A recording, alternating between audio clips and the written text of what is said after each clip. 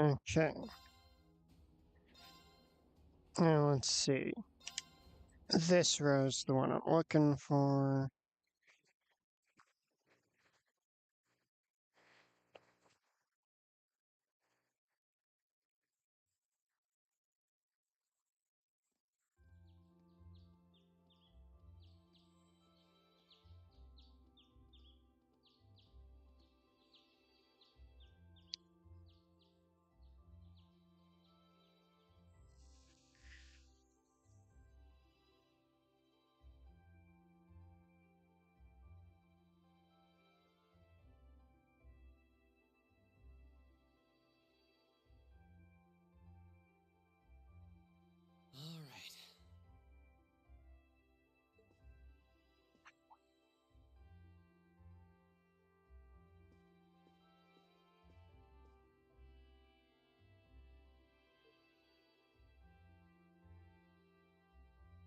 All right. I forgot to have my temp settings, my temp and whatnot open. Okay, temps seem to Get be going. holding substantially better than last time. GPU use is a little better. I changed the options slightly. Morning, Elliot. Good morning. Are you heading to school now too? How about we walk there together? Sure. It's getting late though, so we might need to pick up the pace a little. No problem. I'm guessing everyone else left already, huh?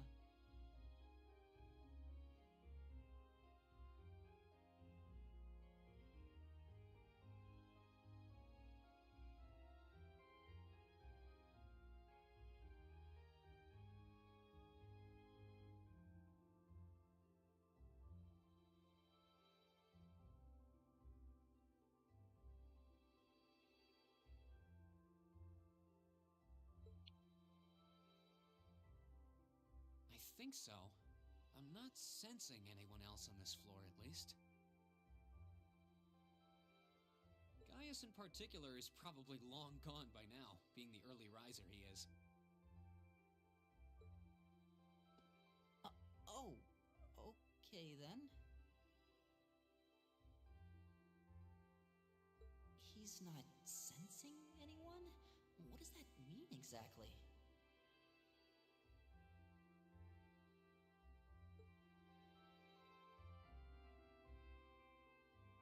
How's it going? Did I already ask you how it's going? Mm.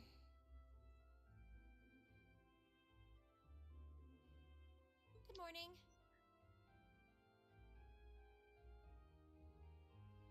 Yeah, good morning. Morning! Are you two on your way to school? Yeah. Come on, Emma. We're going to be late. Hey, wait for me, Lisa. We'll see you in class. It's good to hear.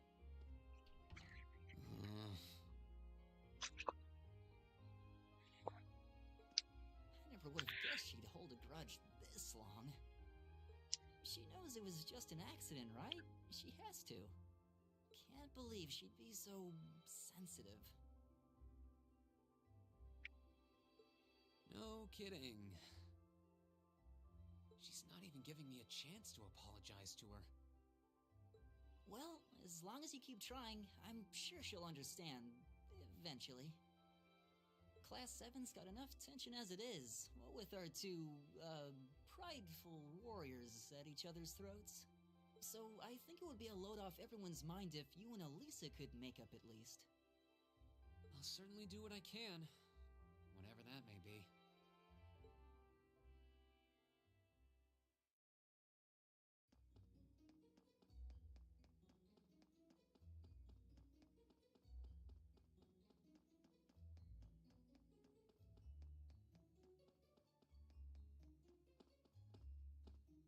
These past 2 weeks have really flown by, haven't they?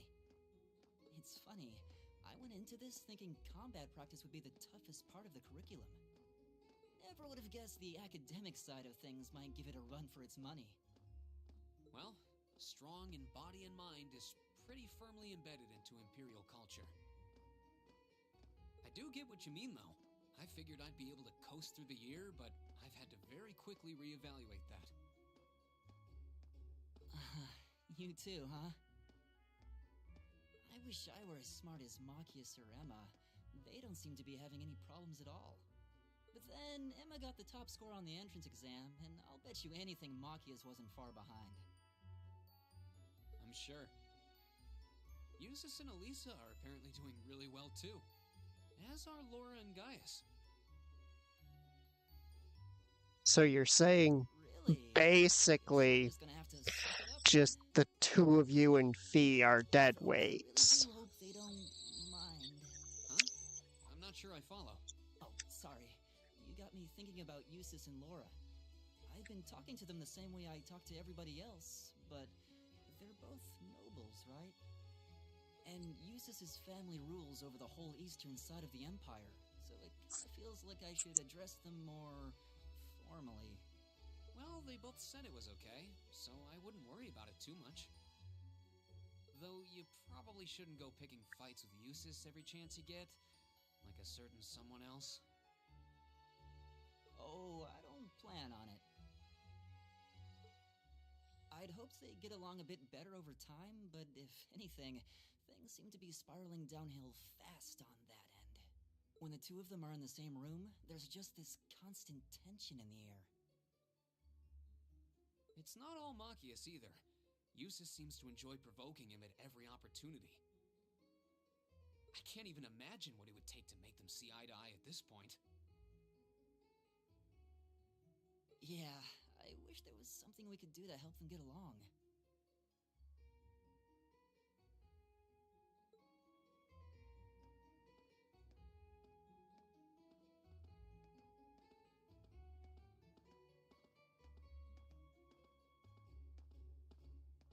And that's where we'd be if we weren't in Class 7. Dormitory number 2, for all the common folk like us. Yeah, I guess so, huh? I'm still kind of shocked that Class 7 gets to have its own dormitory. Though, to be fair, I think that building was abandoned till this year. Seems like they renovated it just for us. Well, they did a good job. It's got a nice feel to it. I just wish it were a little closer to the academy. Hey, you're in our way. Step aside at once. Give me a sec here. Something I forgot to do.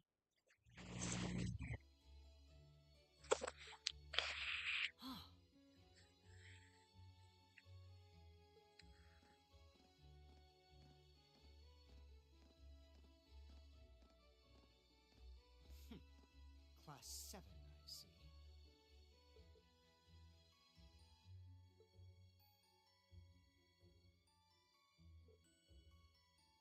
Is something the matter? You're just a ragtag bunch of nobodies, aren't you? Come on, we're leaving. Yes, Patrick! A word of advice. You might be part of a special class, but that doesn't change who you are. Never forget your place.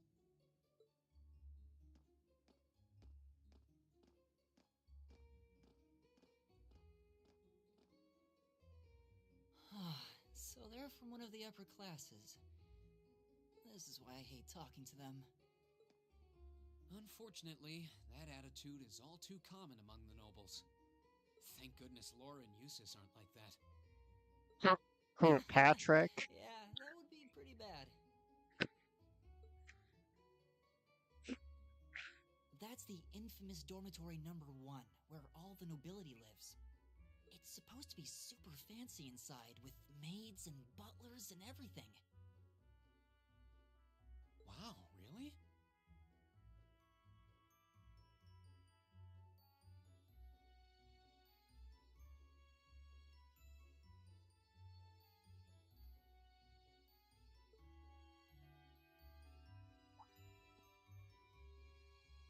Guess that's our cue to pick up the pace. Yeah, sorry. have you picked out a club to join yet? Doesn't sound like you have to or anything, but it's probably a good way to meet people. No, I'm still looking. It's hard to decide on one.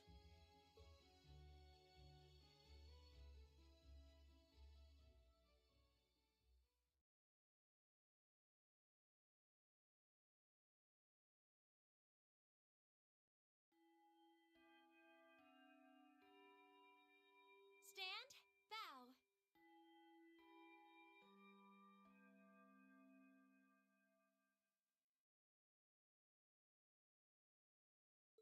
Be seated.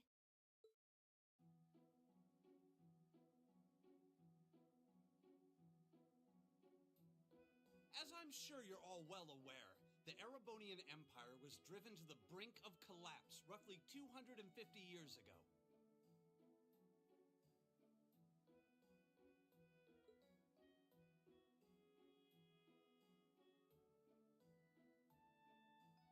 This was brought about by the conflict we know as the War of the Lions. I forgot that they just make his last name just super visible right when they introduce him. Just because that name Lysander just immediately makes people think of the Pokemon character. A civil war lasting several years, staged over the throne of the late emperor by the most powerful of his potential successors. It's like, oh, this guy's definitely suspicious because his last name is Lysander. But of course, I'm not here to tell you that. If I were, I think even young children would be able to pass this course. Rather, I'd like to discuss the effects this had on the Empire as members of the aristocracy were drawn into the war.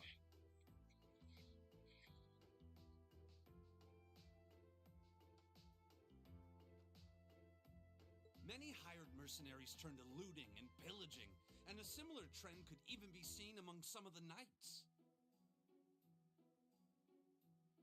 The land was left utterly devastated, and morale was at an all-time low. But then, lo and behold, into this nightmare stepped a man willing to take a stand against this bloody war of succession. He was a wandering prince who began to rally forces from the outskirts of the empire, and would go on to make quite a name for himself. And that name, of course, was Dreikel's Ricey Arnor. He would later become known as Dreikel's the Lionheart, the 73rd Emperor of Erebonia, and father of the Renaissance. So the funny thing about the name Lysander is the name doesn't actually mean anything suspicious at all. It just sounds villainous and was used as the name for a villain in the largest media franchise in human history. So now it's just going to be associated with suspicious people, villains, etc. Basically in perpetuity. Not to mention the founder of this very academy. Dreikel's army was initially rather small in number. But as he traveled across the empire, winning over the hearts of influential sympathizers, his forces rapidly increased. So if I recall, Lysander means something along the lines of liberator.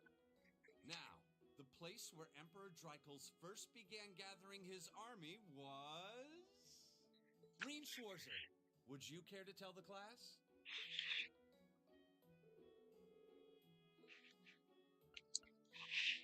It's the Nord Highlands.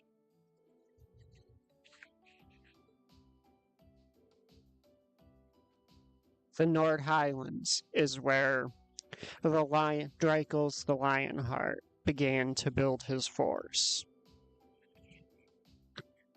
Yeah, sort of.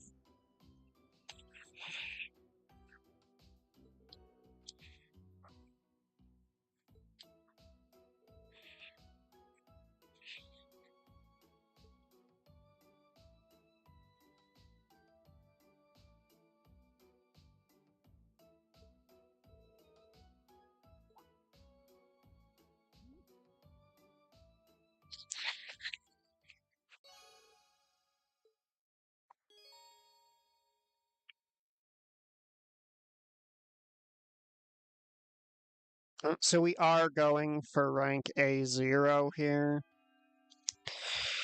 I'm also going Nice work, for, everyone. You made it through another grueling day of classes. like, all of the secret events.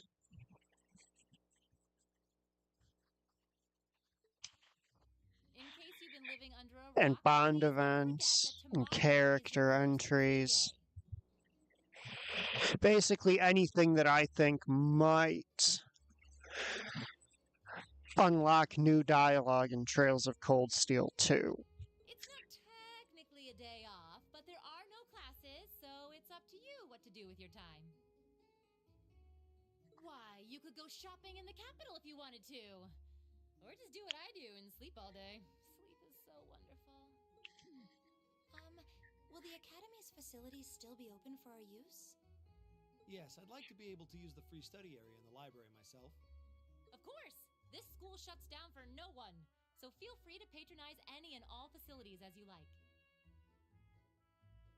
A lot of clubs have meets scheduled for these free days as well, so anyone who's joined one should probably check on that. I see. I'll be certain to do so. Also, before you leave, we should go over what's happening next week. On Wednesday, you all have your practical exam. A practical exam? What does that entail exactly? It's part of your combat training. You'll be graded on your performance, so make sure you're well rested and ready for battle by then. Might be a good idea to do some training on your own time too, just to keep from getting rusty. Interesting. I definitely don't like the sound of that. Oh, and one more thing.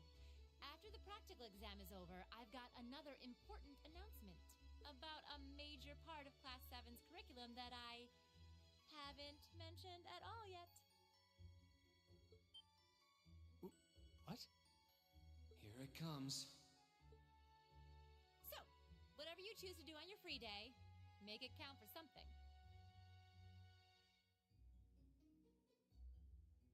That concludes today's homeroom. Machias, if you'll do the honors. Yes, instructor. All rise. Bow.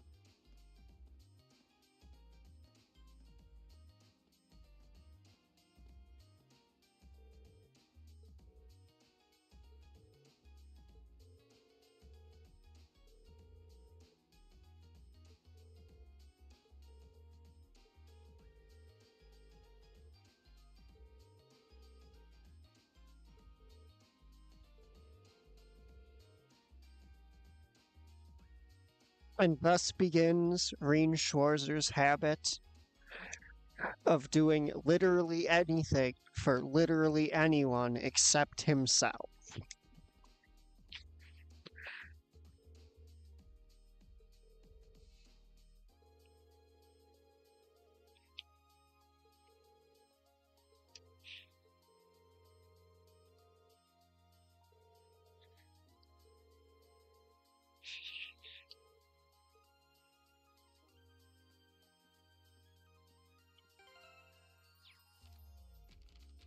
We don't yet have the characters tab in our book.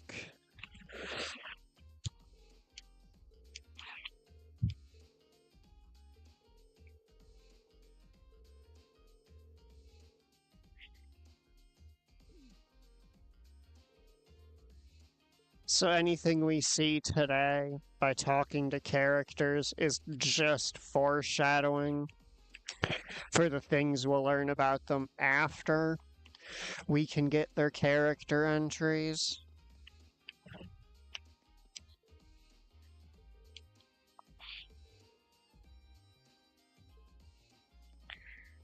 Shopping addict, religious nut.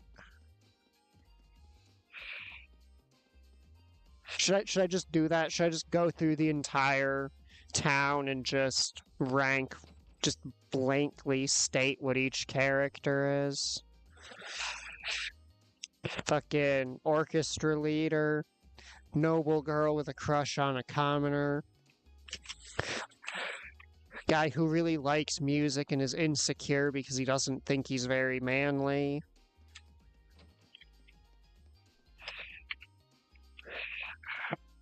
Lady who is looking for a boyfriend and will do anything to get one, including fucking alchemy.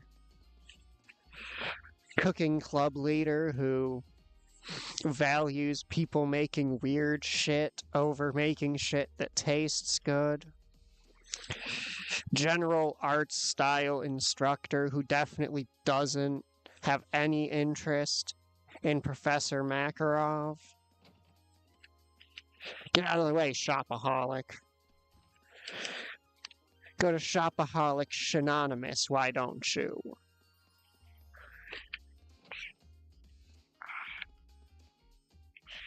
Shy girl who likes art and has a twin sister who is an absolute gremlin.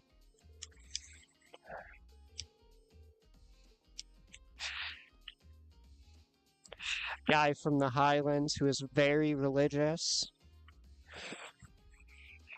Let's see, what else can I say about him? He's an older brother. He doesn't really need to change much throughout the games now that I think about it. This is the stereotypical obsessive artist.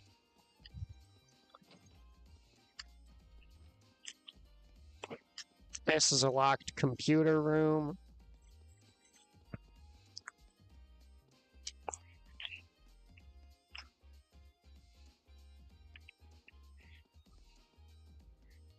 This is a napaholic. She just goes around taking naps everywhere.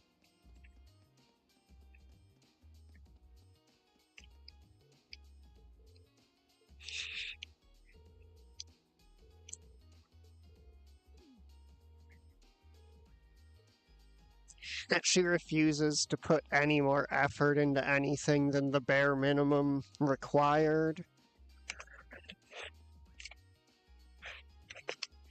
This is the receptionist. She's got, I think it's a younger brother in town who consistently tries to come up with and fails to come up with pranks. This is Vice Principal Asshole. He is the very model of the stereotypical Vice Principal. This is Instructor Beatrix. She is the nurse. She's very wizened and, generally speaking, has a lot more history than she lets on. That's just a generic male student.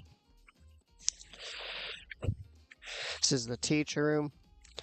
This is Instructor Makarov. He has a niece who is attending this place. He is a disheveled mess of a man who will almost never do more than the bare minimum, but he is absurdly competent. This is Thomas Lysander, Instructor Thomas. As far as this game is concerned, he is a gigantic goofball who loves history and will not shut up if you let him start.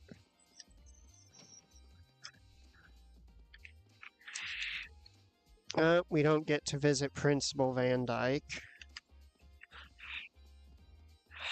So, to talk briefly about the principal over here by his office door. He's a large, imposing man with a very serious aura, who's actually kind of goofy and silly.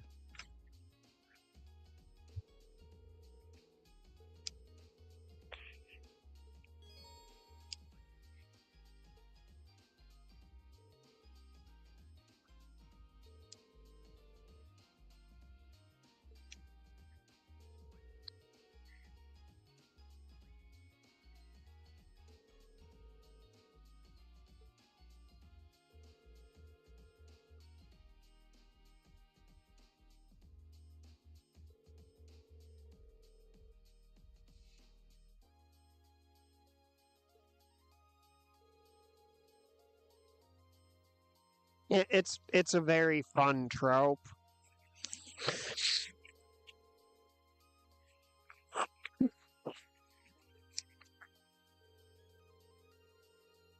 Yeah, I figured you didn't mean either of the definitions of tripe.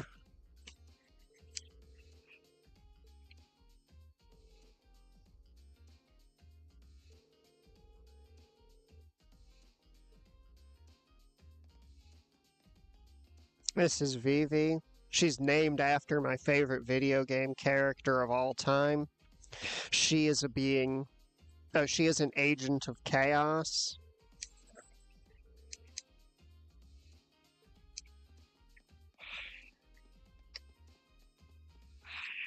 Mrs. Adel, she's the incredibly laid back leader of the gardening club. She is, in fact, so laid back that sometimes it wraps all the way back around to seeming like she knows everything. Is that Monk? Is Monk creeping? This is Monk. As I said in the last stream, he's a big fan of Radio Trista and writes entries into their radio shows all the dang time. He spends most of his free time sleuthing around trying to find stuff to write into them about.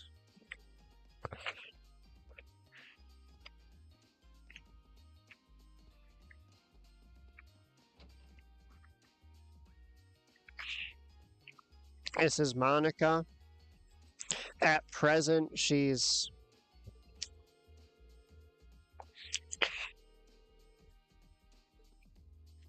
basically just looking to get fit. She will eventually become friends with Laura here, who takes on a sort of mentorship role for her. And I will admit, these two guys are, at least in this game, mostly here just as backdrop for Laura and Monica. I think Klein has... I think he tutors a kid on his free days as well. I think that's Klein who does that.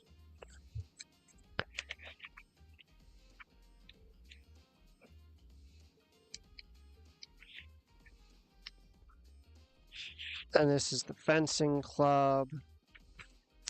This is Paula. She's looking around at all the clubs. She's going to end up in the riding club, but she doesn't actually know how to ride horses.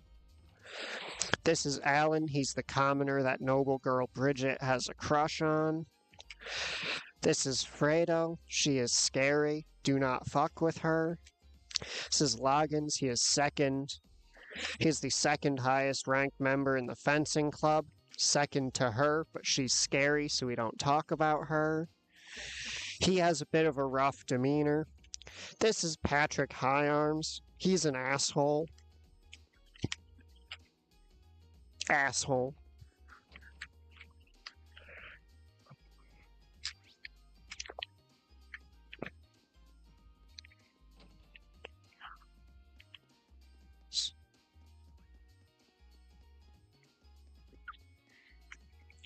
This is Rex. He's a pervert with a camera.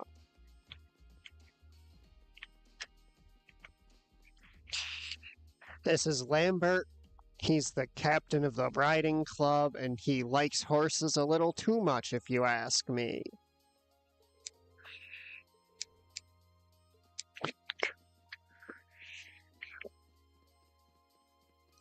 This over here is the lacrosse club. These two started their first year as rivals and became best friends. Elisa and Ferris are going to wind up here with them having a one-sided rivalry because Ferris is incredibly competitive.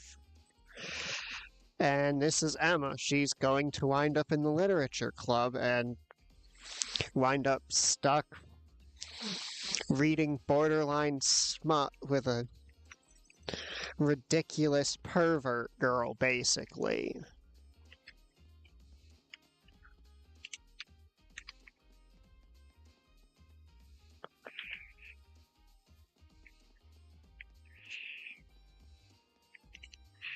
This here's Becky. This here's Hugo.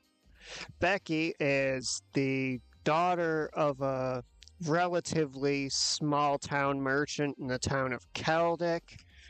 Hugo, meanwhile, is the heir to a massive corporation known as the Kleist Corporation. They're constantly disagreeing about how to do business because she's more customer-oriented while he's more profit-oriented.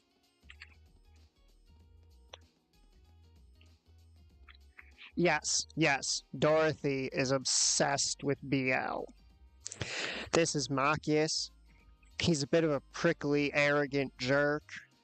Really hates nobles. He has his reasons, but the game won't get into them for a very long time. This is the library. Every chapter there is a new book in the library that you can read that'll usually give you information relevant to upcoming questions in the classroom or decisions you have to make in the next chapter.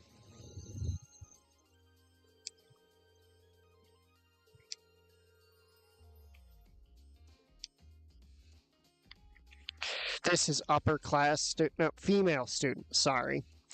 I almost never talk to her because she's like always here and never doing anything. This is Eustace Alberea. He's the son of a duke. He's a natural-born prodigy, and he comes off as very arrogant and aloof. He's got his reasons, too. He also just winds up Machias all the time because Machias goes, well, he's easy to wind up. This here's Carol, the librarian. I don't remember if there's much extra about her.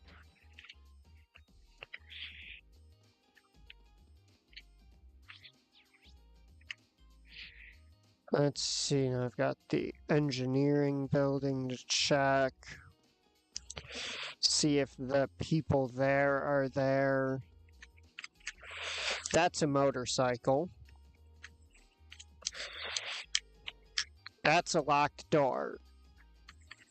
Yet Machias does get... Eustace will put like half a crank on the wind-up lever on Machias's back, and then Machias will crank it another 13 times and then act like it's Eustace's fault. This should be the Student Union building. I know the cafeteria is on the first floor, but I wonder where the Student Council room is. Hey there, first year. This is Crow Armbrust. He's incredibly laid back. Some might even call him a slacker. He's also a bit of a... He's a low stakes gambler and con artist as well. And believe it or not, despite all those negative traits, throughout the game, he proves that when the chips are down, he is capable of incredible things when he actually has to be. Academy life been treating you well this past half month? Oh, yeah, it has. Guess he must be a second year. I like his trope, the seemingly unreliable, like slightly older dude who comes in clutch whenever you actually have to rely on him. It's not easy, but I'm managing. Mostly.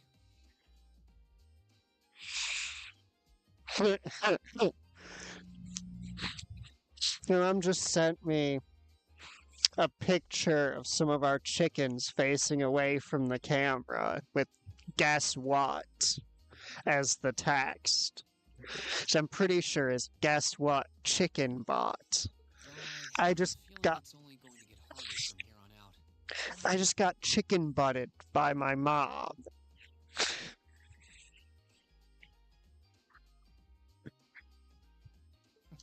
Of course it will.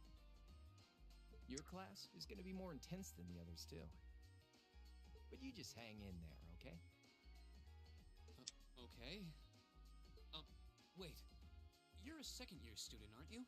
Do you mind if I ask your name? Hey, now, let's not get ahead of ourselves. First things first, how about you let me show you this cool trick I've been practicing? Trick? You got a 50 mirror coin I can borrow? I think so. Pretty sure I do, anyway. Cheers. All right, watch closely. Huh?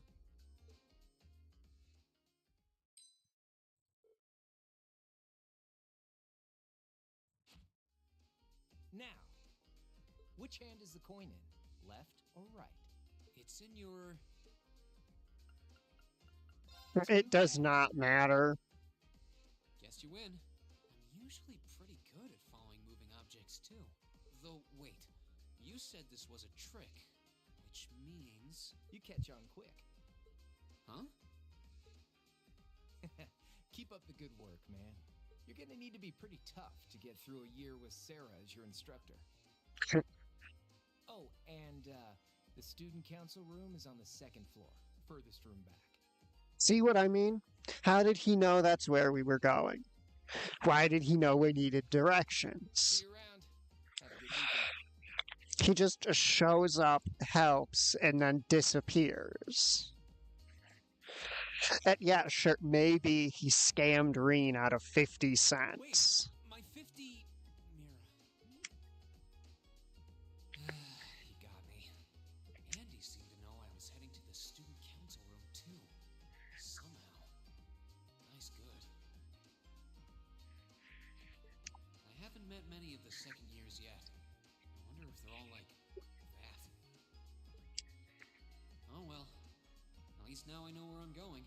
Though if it really is open late, I guess there's no real rush. I might as well see what else people are up to in here.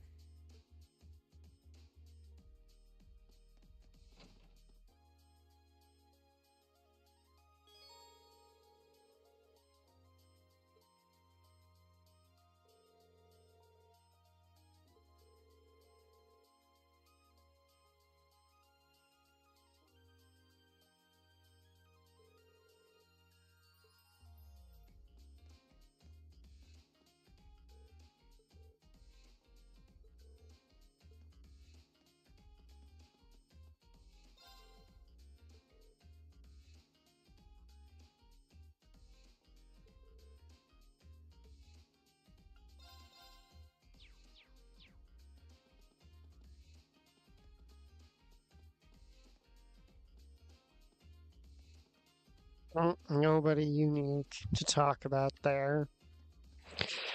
I guess I can give a bit of a blurb on Ramsey here. You can kind of guess whom he's supposed to be a play off.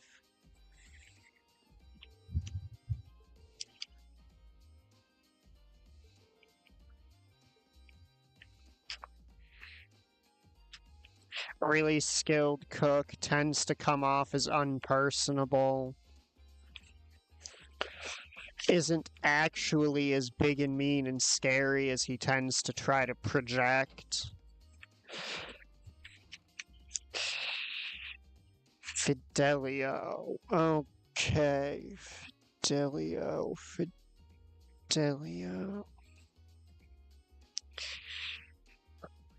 Oh god, I may have actually found the first student. So unremarkable that I don't remember him.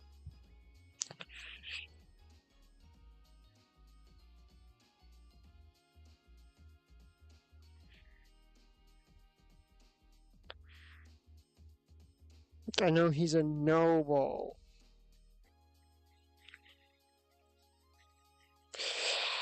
Oh, what? Fidelio. Okay. Motherfucker. It's that guy. Okay. Fidelio. I remember now because his name is a pun on the word fidelity. Because he is the guy in charge of the photography club that Rex joins. This is Dorothy. She writes books about guys kissing.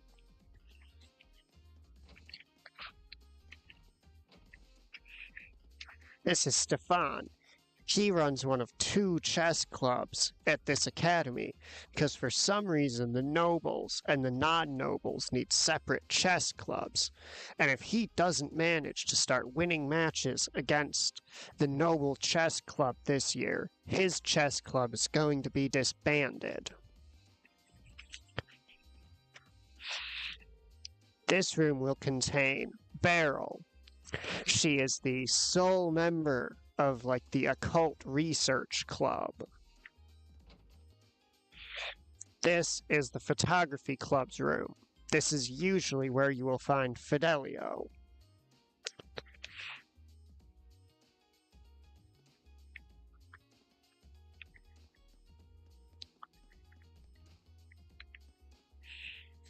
This is the fishing club. Kenneth Lakelord is usually not here because he's out fishing. This is the student council room where you will usually find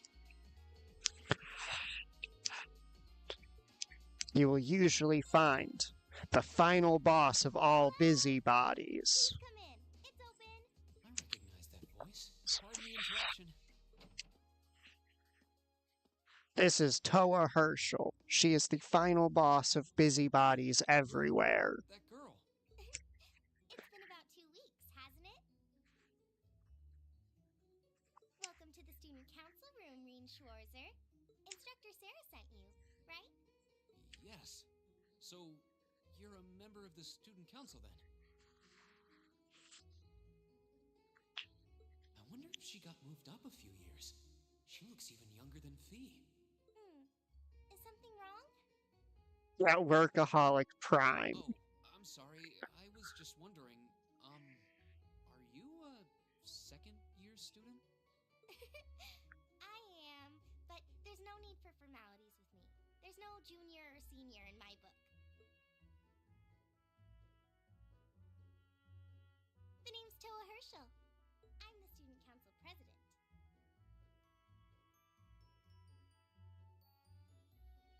If any character... Okay, technically she doesn't tend to do much manual labor, so I can't make that joke. I was gonna say, if any character in this setting gets to tell people they have soft hands because they don't work enough, it would be her. President?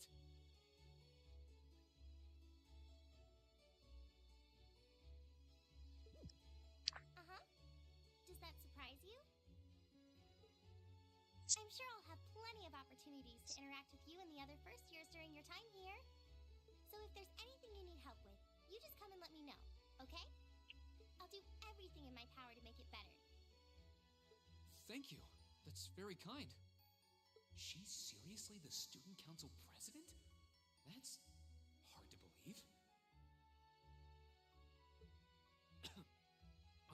So, the reason I've come here is because you're holding on to something for Class 7, right? Oh, of course. Here you go. I would like to point out that most of those books on that table there are half the size of her. Yours is the one on top. Let's see. Oh, our student notebooks. I completely forgot about these.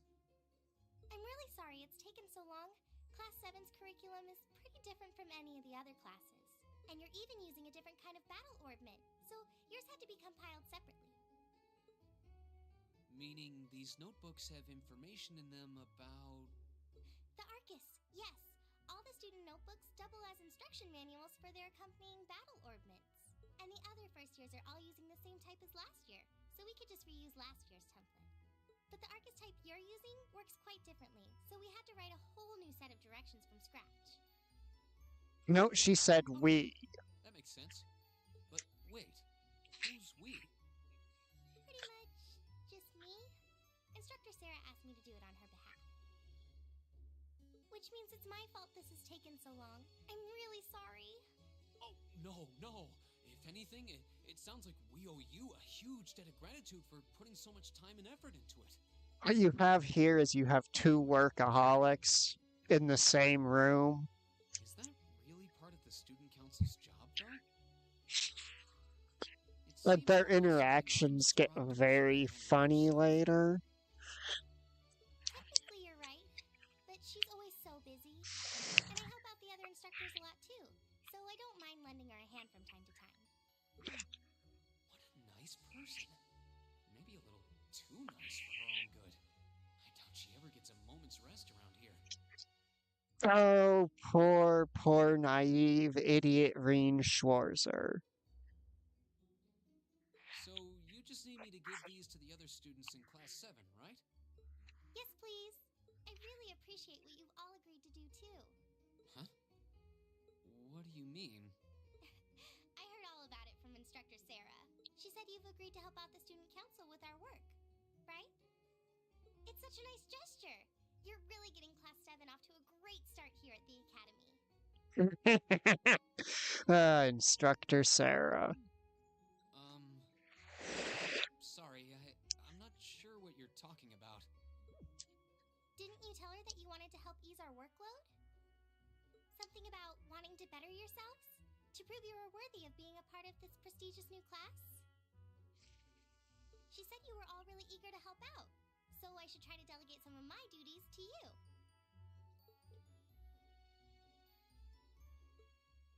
Thank you, my dear. I leave everything in your capable hands. Why, indeed. I'm sorry. Did I misunderstand her or something? Oh, how embarrassing. I didn't mean to start trying to force work onto you when you've only just enrolled. There's no way I can turn her down. No. Instructor Sarah's absolutely right. Your plate is as full as I've seen, so if I can help you in any way, please let me. Phew. I thought there had been a terrible misunderstanding there for a moment. But don't worry, I won't give you anything too difficult. It'll mostly just be fulfilling requests from people in the Academy and in Trista. Requests? Yep. Sometimes people send in feedback and list things they'd like us to do for them, and we try to help out however we can. I'll pick some up for you to do by the end of the day, and drop the list in your mailbox at your dorm tomorrow morning. Will that be okay with you? Sure thing. Thanks.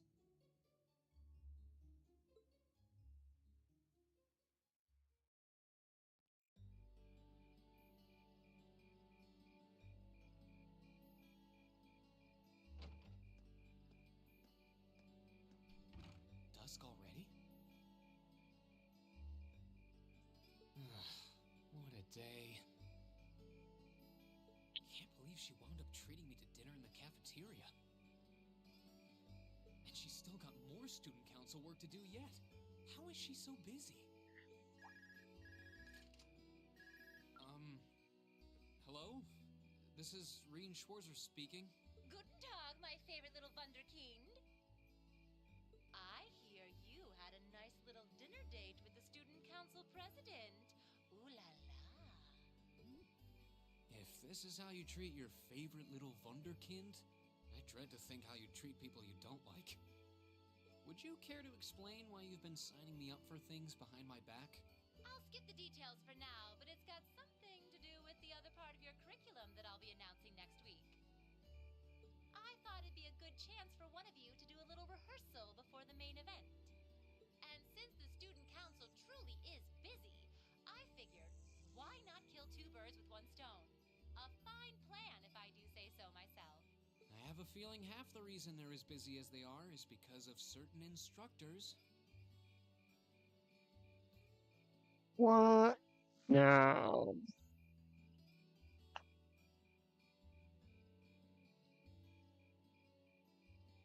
Never. Alright, I'm happy to play along. Basically, you just want me to spend my free day tomorrow helping the student council, right? Oh, that's entirely up to you. If there's a club you're interested in joining, far be it from me to force you away from it. No, to be honest, I still haven't found one that really clicks with me, so that won't be a problem. There is one question I'd like to ask, though. Why me, exactly?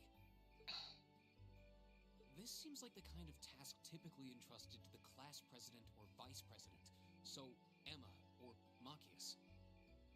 And even if you were choosing based on social class, Eustace and Laura were both born into noble families. I wasn't. Both born What makes into me noble so special, exactly? families. 'Cause that's the only way to get into those, right? Well, in a sense, you're effectively at the center of Class 7. Pardon? I'm not saying you're its leader, of course. But in a class full of nobles, commoners, and exchange students, you in particular are special. Surely even you can see that, no? Well, That's why I decided to give you first dibs, so to speak. I wanted to get an idea of how things might go from here on out. There's never been a class like yours before, after all. So there you have it. The beans have been spilled all over the place. Ball's in your court now. wait, what are you drinking? Beer, of course. It's the weekend, and I'm stuck wasting away in my room, imbibing libations. Alas, all by my lonesome. If only I had a classy gentleman friend who'd go out drinking with me. But woe of woes, such a man is nary to be found. Are you okay? Never better. But you, instead of trying to put everything in its place, why don't you just go with the flow for a change? It seems like you're desperately trying to find something. But if you don't plant yourself somewhere, you're just gonna blow away with the next big gust that comes along. And on that note, make sure you're back in the dorm by curfew, and all transgressions will be forgiven. Toodles!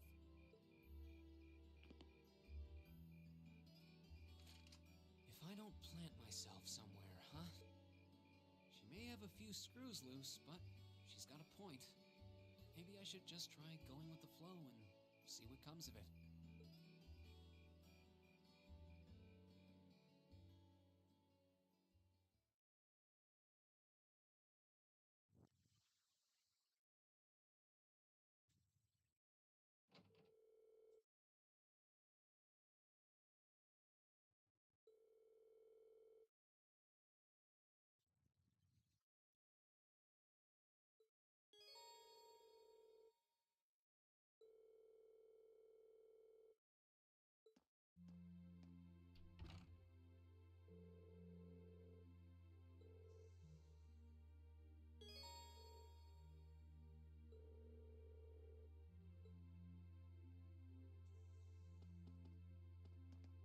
This room's empty.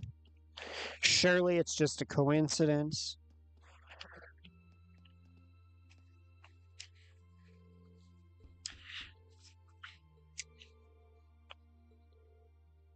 Now just gonna run around giving deliveries of class notebooks to people.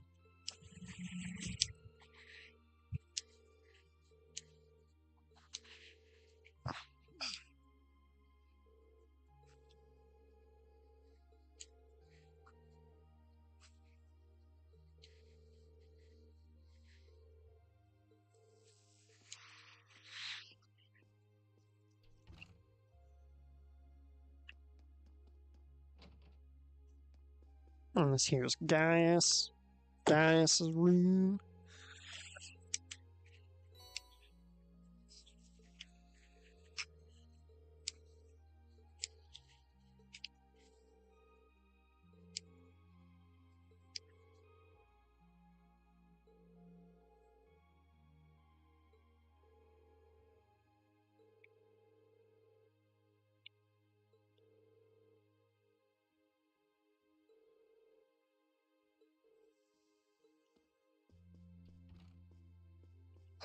Give me a second here.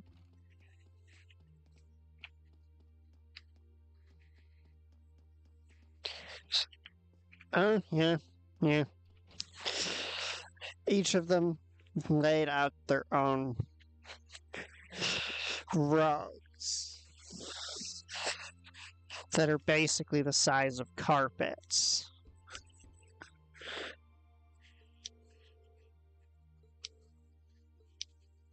This here's Eustace being all grouchy and slightly distant.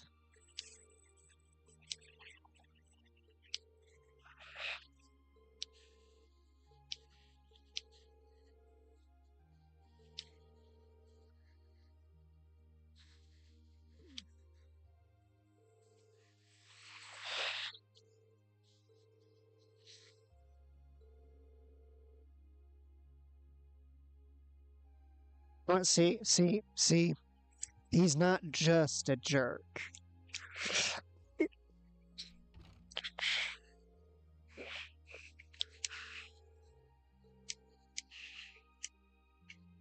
I mean, he's prickly, but he's trying to look out for people.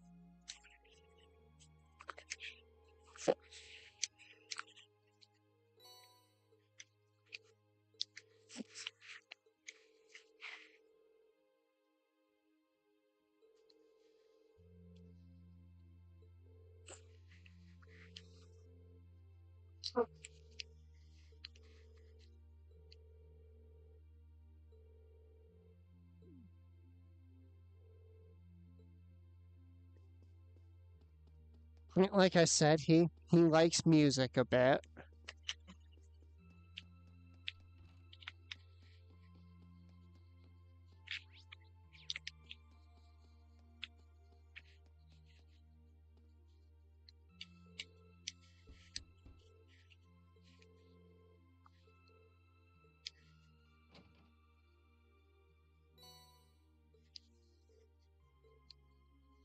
Gave her a notebook and now she's napping again.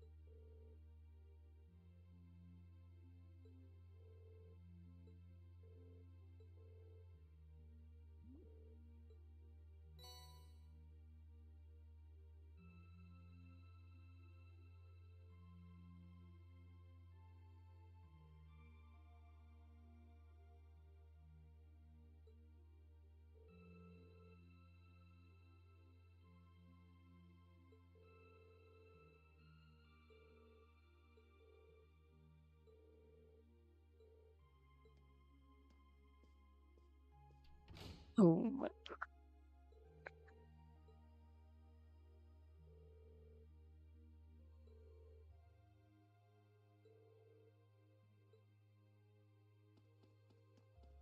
This should be Laura's room. Laura Arcade.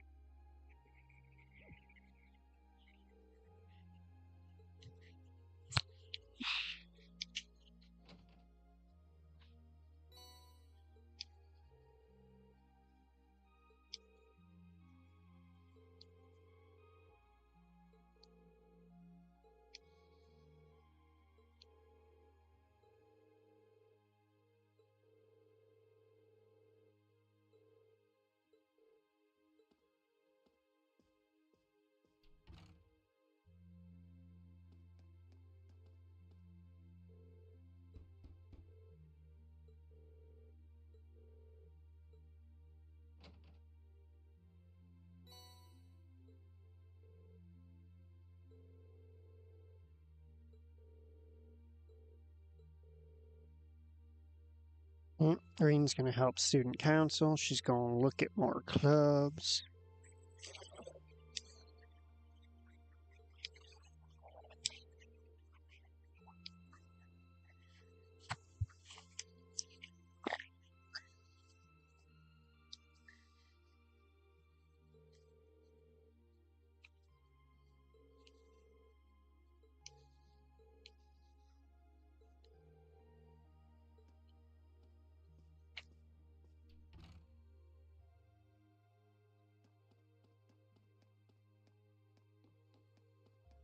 And then we go down to the first floor, because that's probably where Sarah is.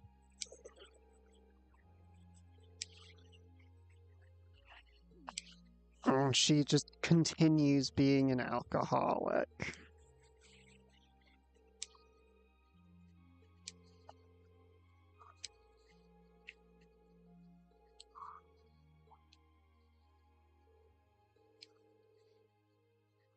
She went from plastered to bastard in the blink of an eye. I like that bit. Always found that line particularly funny. And then these are basically just storage rooms, if I'm not mistaken.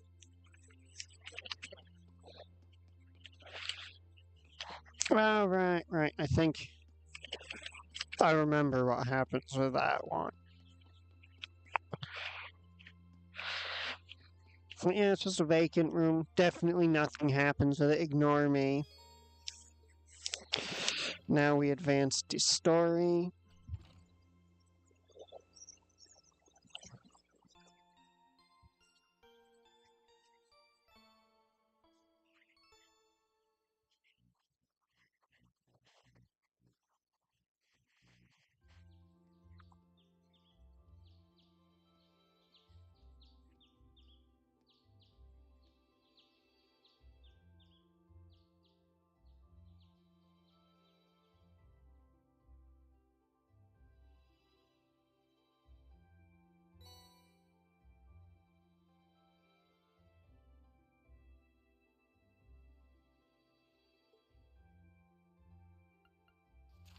Noteworthy loss. Someone dropped their notebook. It's Colette. You may remember her. She was, if I'm not mistaken, the shopping addict. And this is George. George is the leader and, honestly, from what I'm recalling, sole member of the engineering club.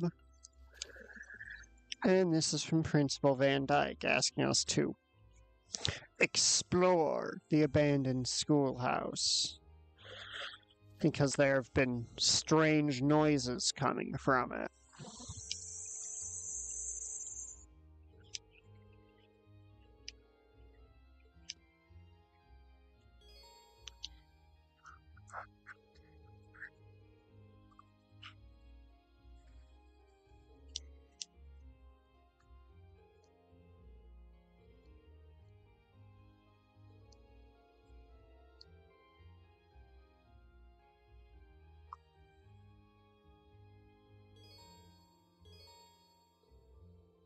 I actually received more than 2.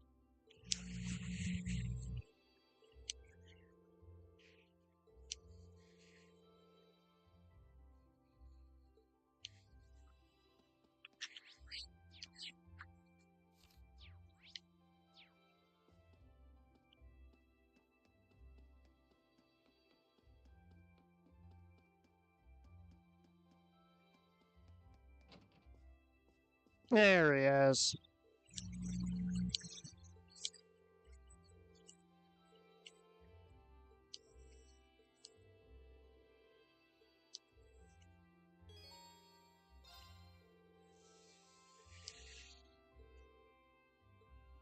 I will help him unpack shit. So most of these Bond events are not like huge moments.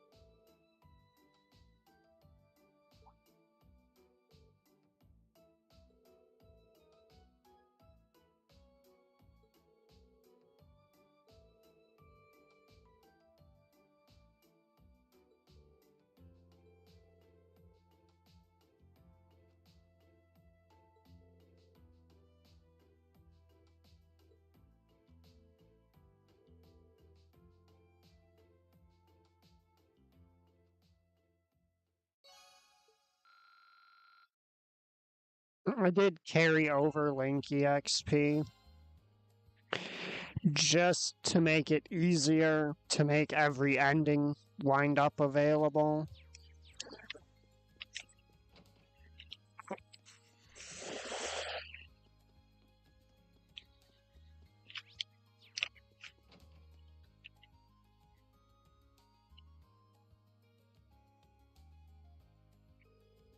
But it will also, if I use some of the abilities, swing the early game fairly heavily in my favor.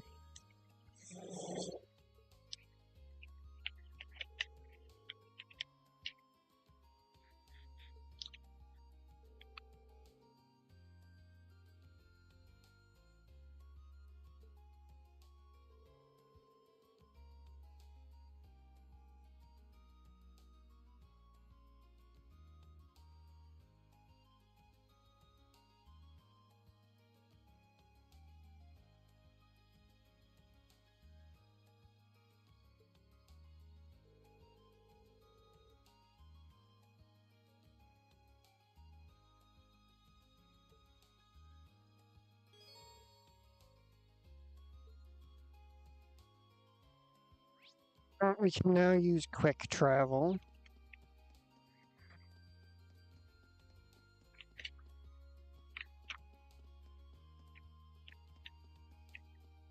This is Mick's pawn shop. If you miss stuff, there's a...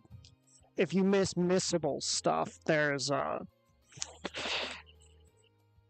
decent chance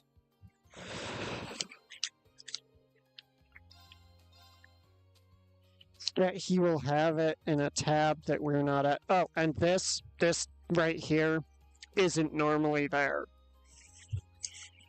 The Zemirian Ore Shard is not usually something you can get.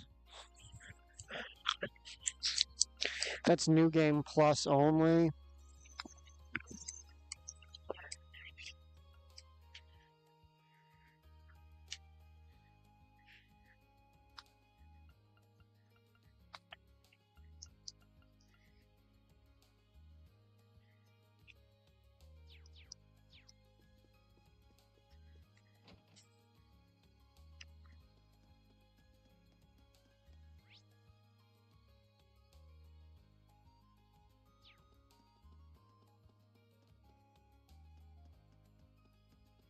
We can go see what vile schemes Sarah is plotting up in her room.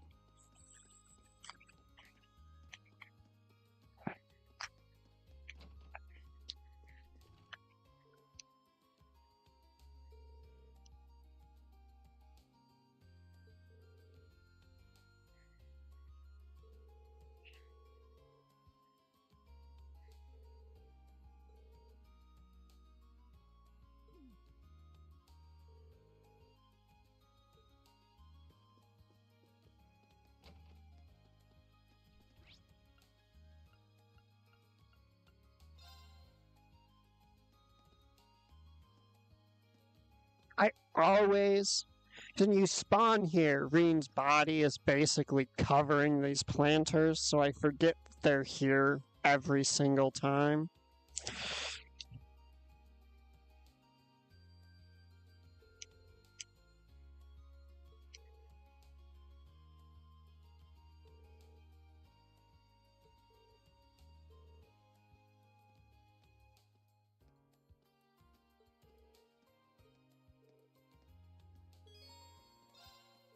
Now, this is an event I don't think anybody, and I mean anybody, bothers watching on their first playthrough. Okay, what is going on with my GPU use?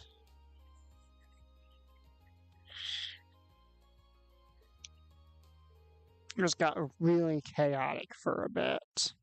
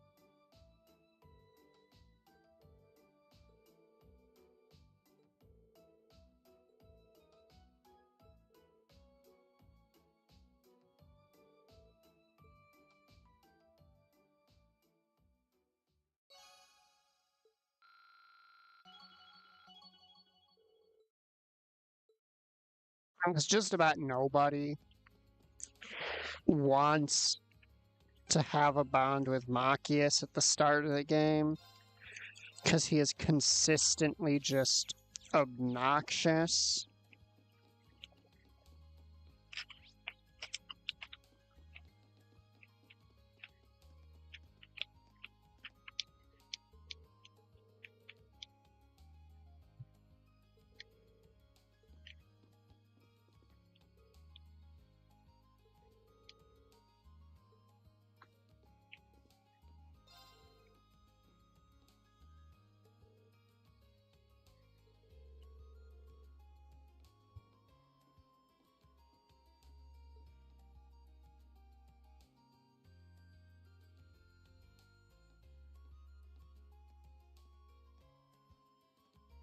The one thing that I am definitely going to have to be using a guide for is, well, there's probably two things. Getting all of the fish, because there is fishing, and otherwise I will miss them.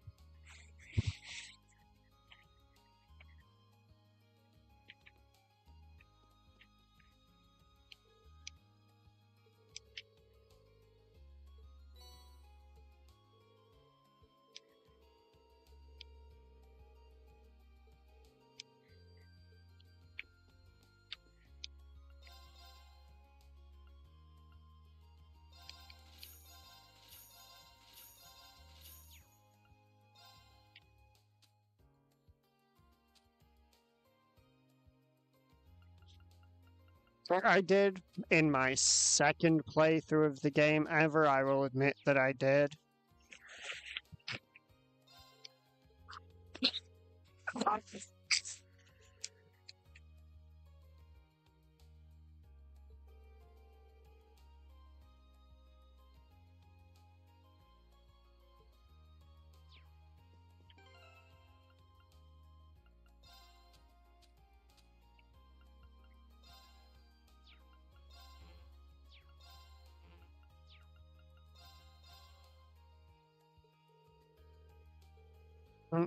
Book about music to give us more bond points, or link points with Mr. Craig. A book about Legram, where Laura Arcade is from, to get more points with Laura. And a book about painting to get more points with Gaius.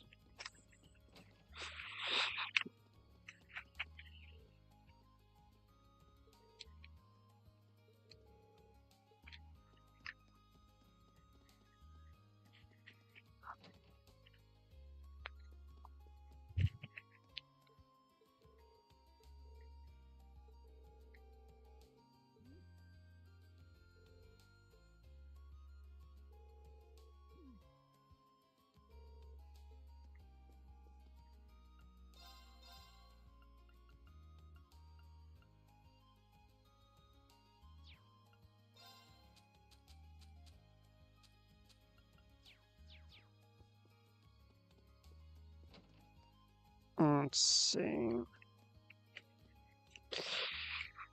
And here I should just be able to...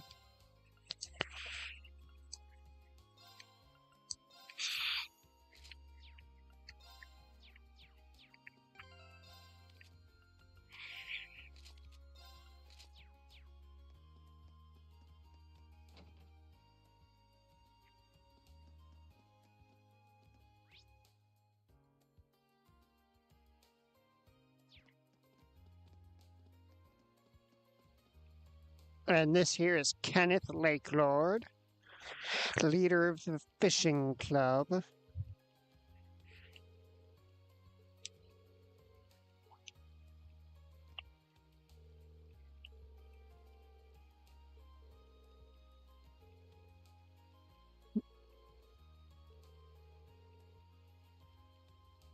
Oh, right. I forget that the fishing club, even this early in the Cold Steel games, is already bigger than just the school.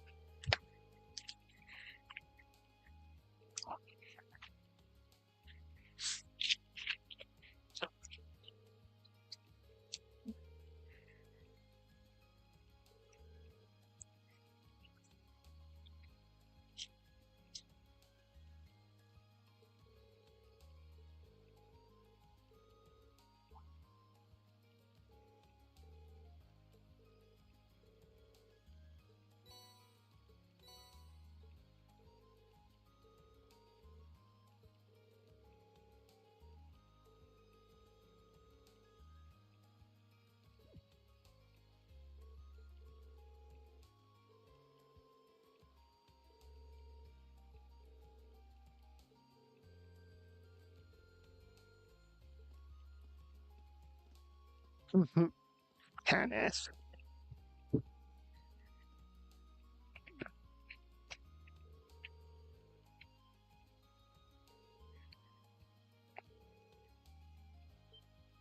Yeah, the Lake Lord Company, you know, like Kenneth Lake Lord.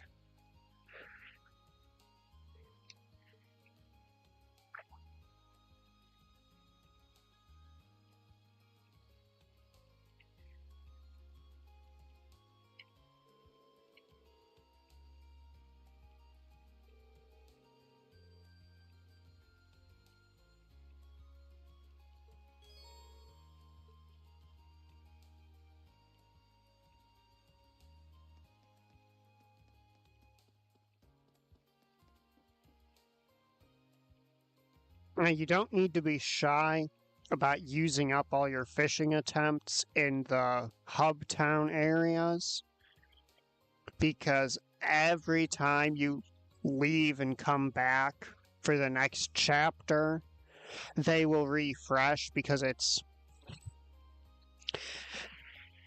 I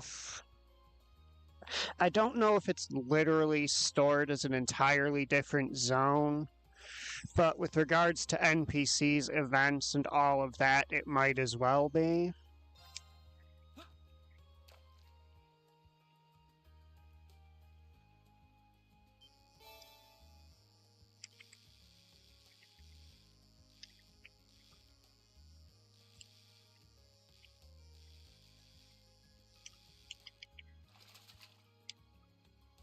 Wow, this is a big one.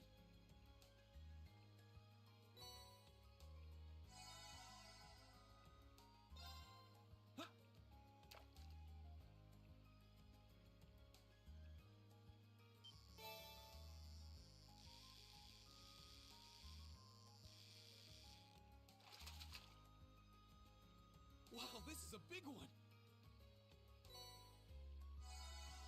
It really started me with, like, the hardest of the default fish.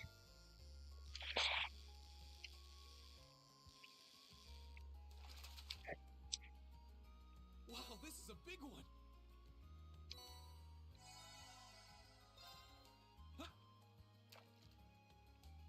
Keep on fishing. You want to go through all of the fish.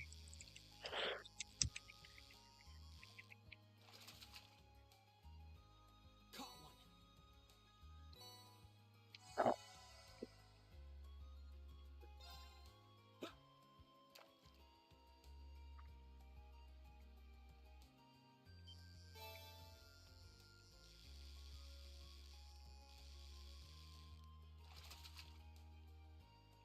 Not bad.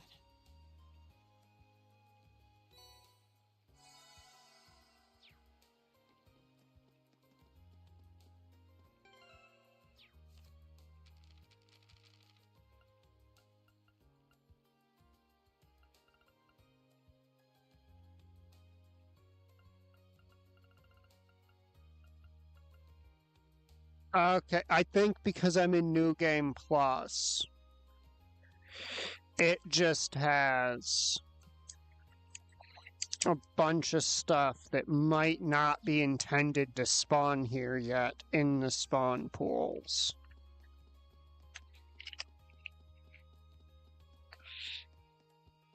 Now here we've got a maid who wants to work on her cooking.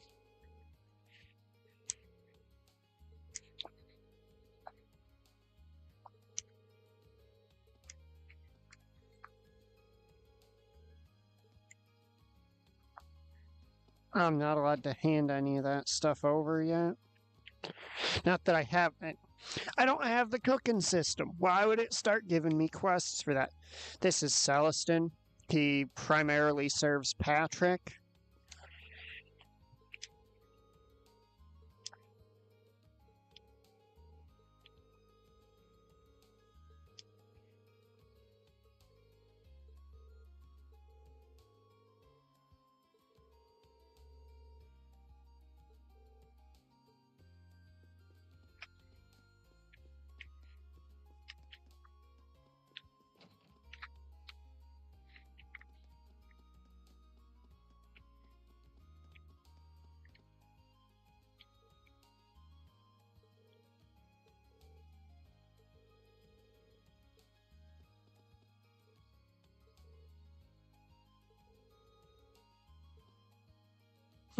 bored kid whose sister's the receptionist.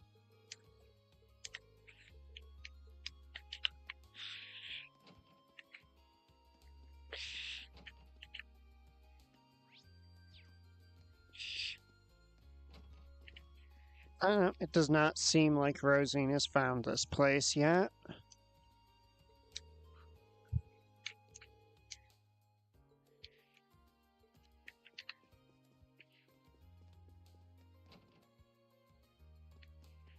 Because I'm pretty dang sure that you're not supposed to be able to fish up catfish during Chapter 1.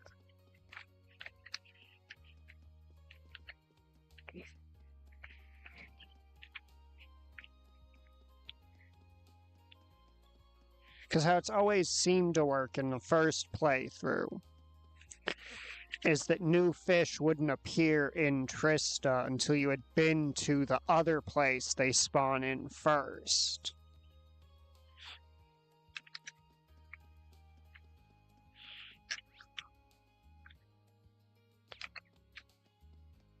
And this here's the janitor.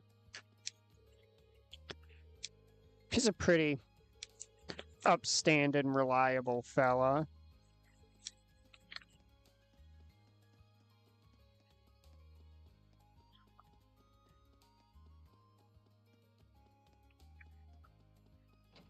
Is there anybody in the library today?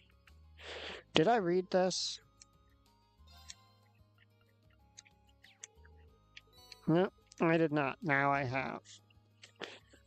Here's another second-year student. What you reading about?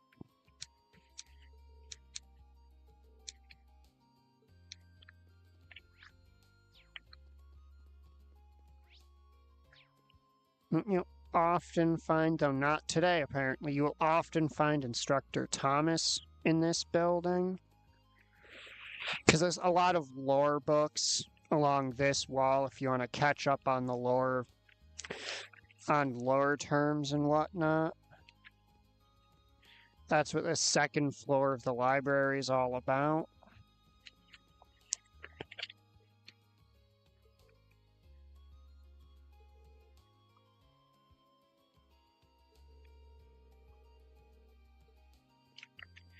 Yep, she is referring to Crow, by the way.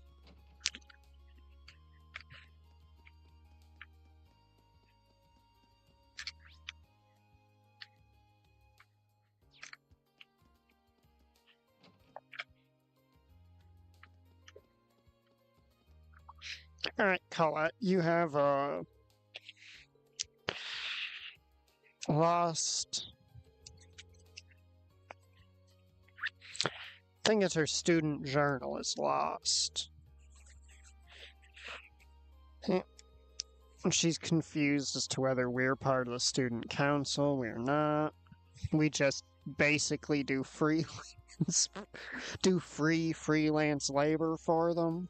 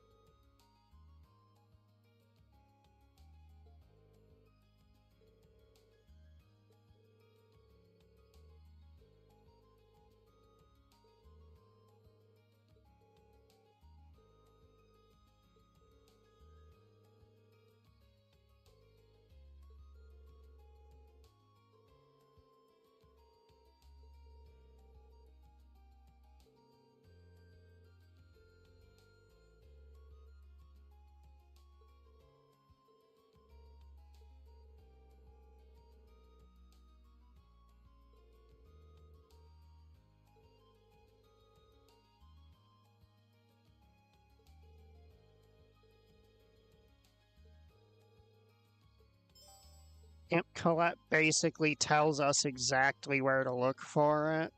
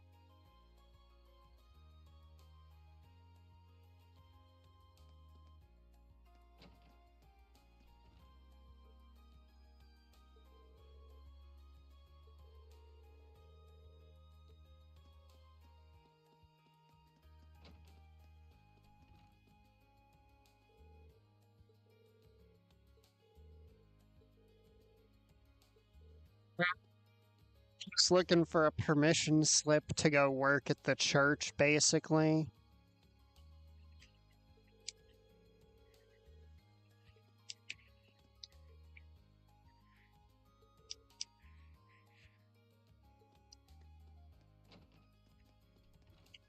Hey, Makarov, what's up? Makarov, I regret to inform you, Mint's halfway to Calvard by now.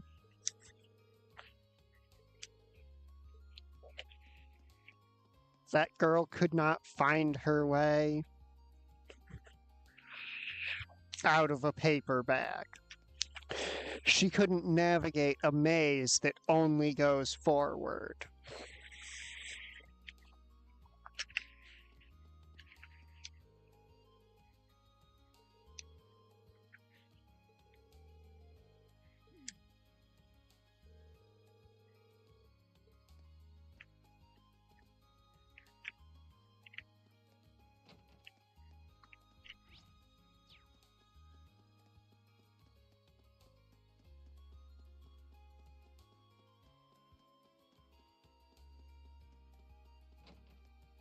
Mint, this is the janitor's closet.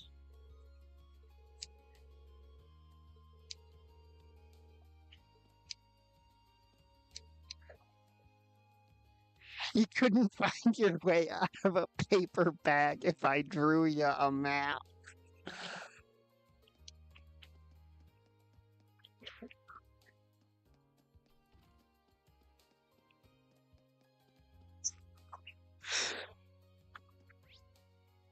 She certainly is something. Well, yeah, I mean, Professor Makarov, right there, you saw that he could not handle her. Now let's grab Colette's book while we're here.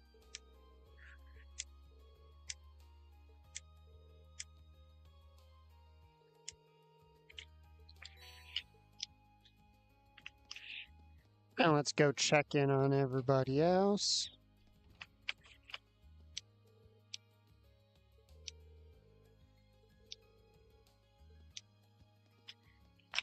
These two are helping get the orchestra people set up.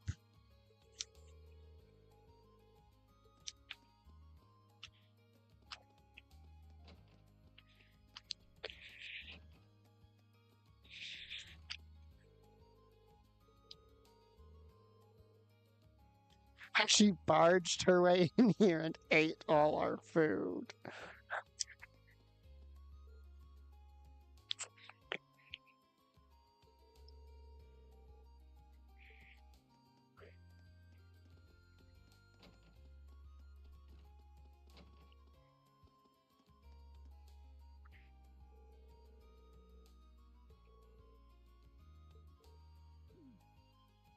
Clara is very unhelpful.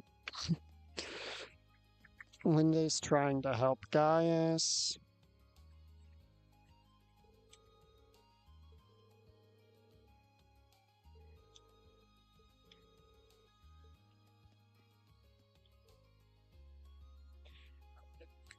Yeah, Gaius is a very nice dude. He just,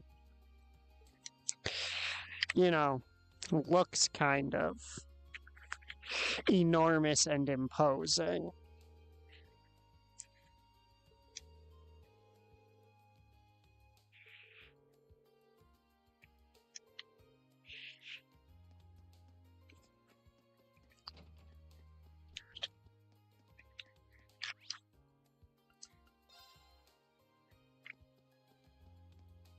Anybody up here? No.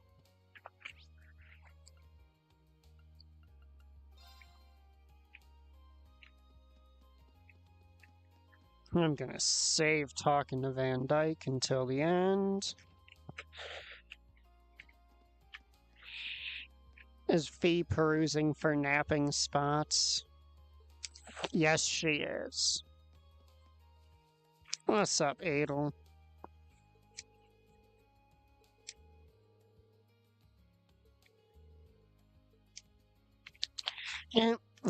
Despite being a noble, she is not remotely squeamish. Howdy, Kenneth, the fish biting?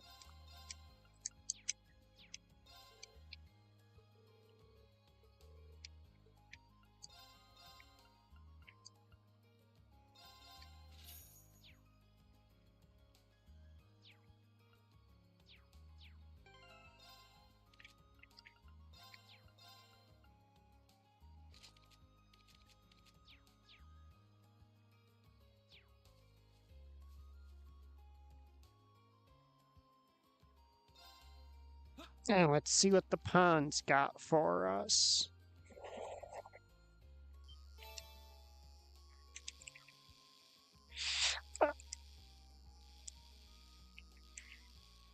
Yeah, this is definitely New Game Plus fish spawns.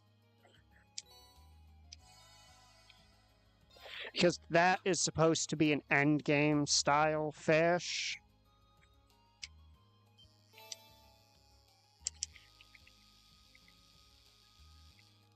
See, the crayfish, that's the kind of thing you're supposed to be fishing up here. Raised to a brown angler. I guess I'll take advantage of the upgrade.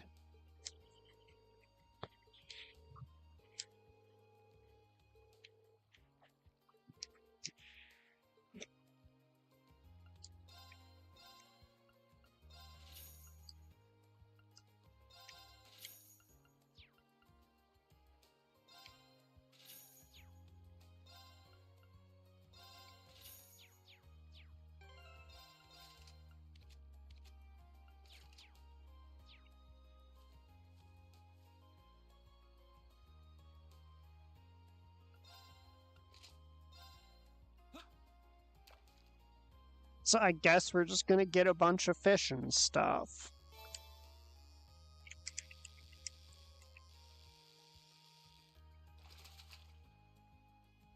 Now that's a catch. Not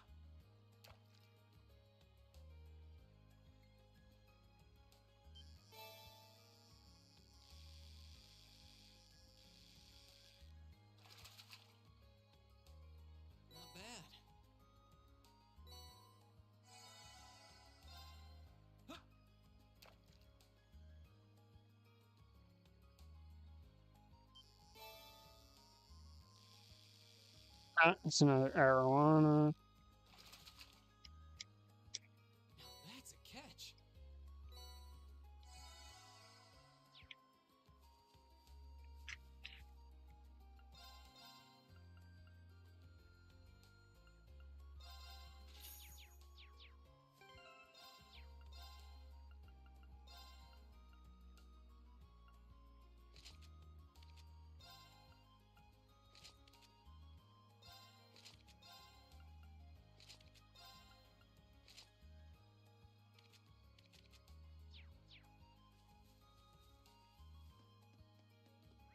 I forgot New Game Plus changes the fishing pool to include way more stuff early on.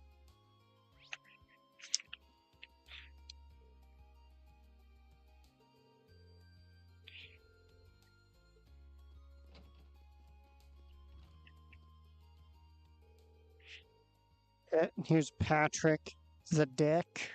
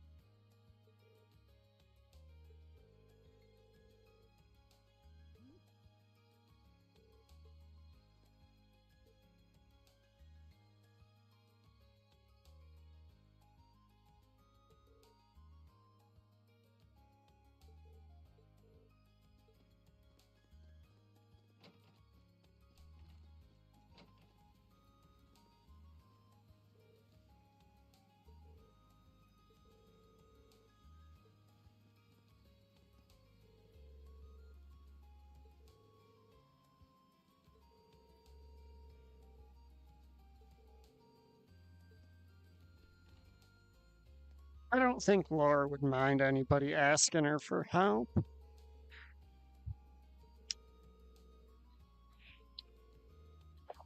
Yes, she's confusing Laura with a second year.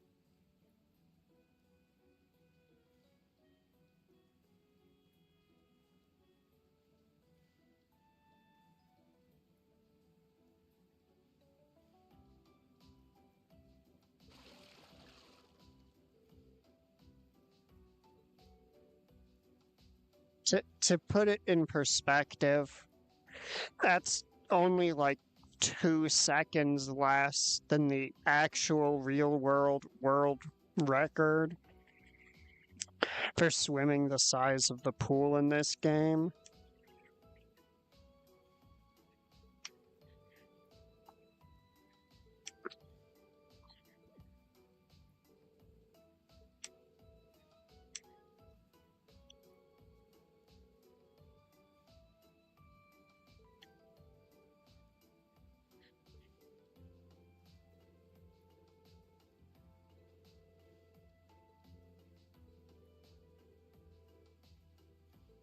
And it's like the world record is in like the like 20 point something range.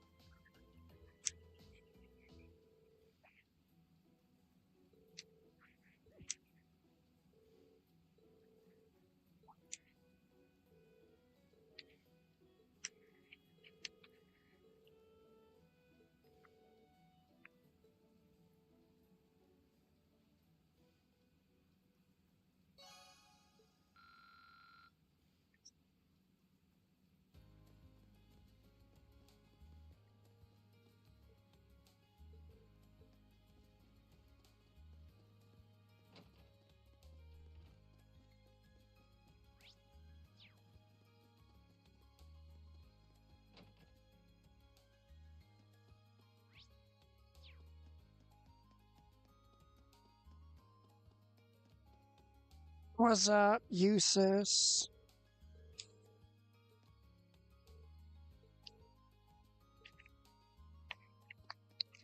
Usus is interested in joining the writing club.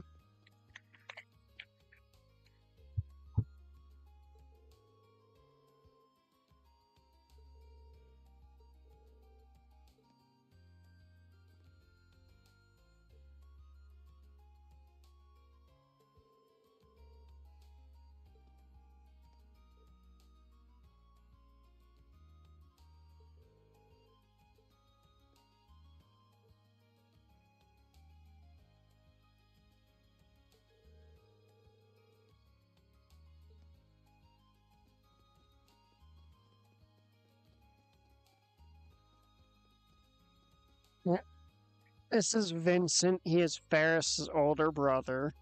And this is Saphira, the maid who follows him everywhere because he is when it comes to anything other than lobbing the kind of like rom-com drivel lines that could make an actor blush, Vincent is absolutely hapless. Should be wearing a helmet for his own safety. That kind of person.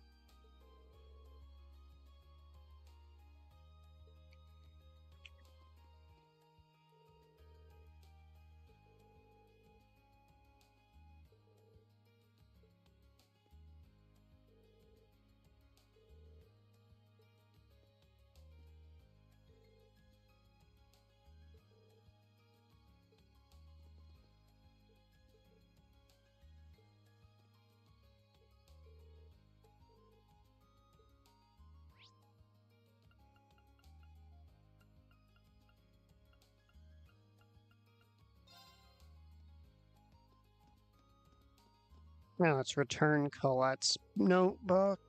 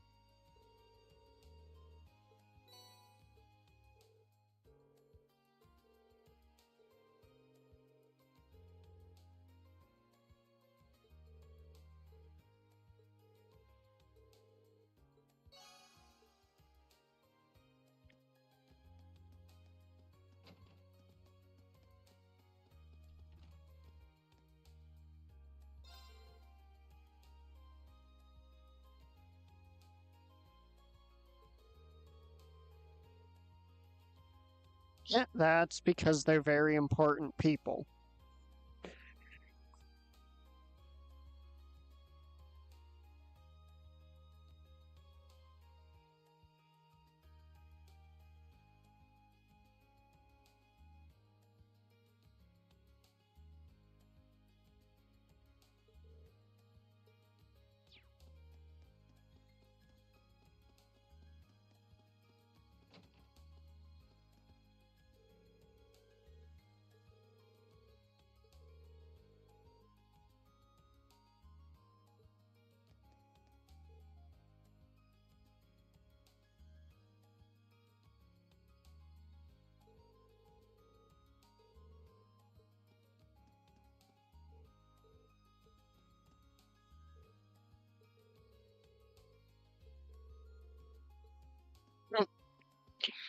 Immediately creeps her right out.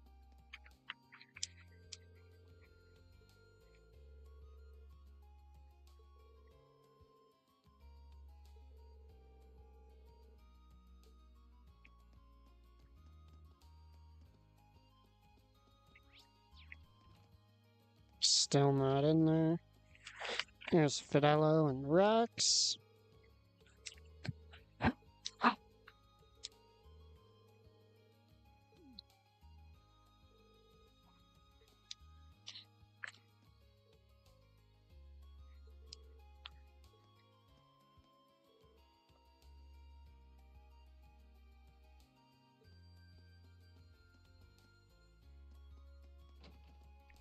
Let's go harass Toa a little.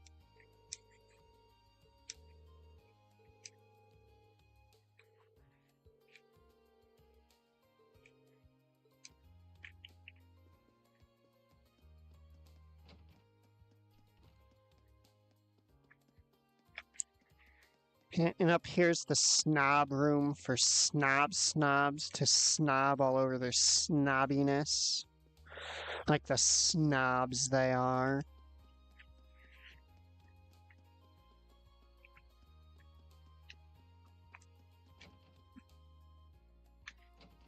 I do not think there's any new weapons available in this shop.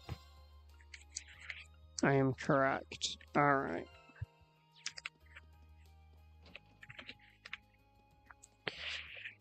Now let's go meet George. Oh, and it looks like we're gonna briefly see Angie on the way out, too.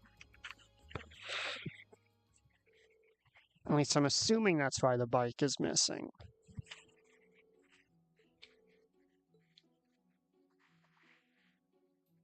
George Gnome.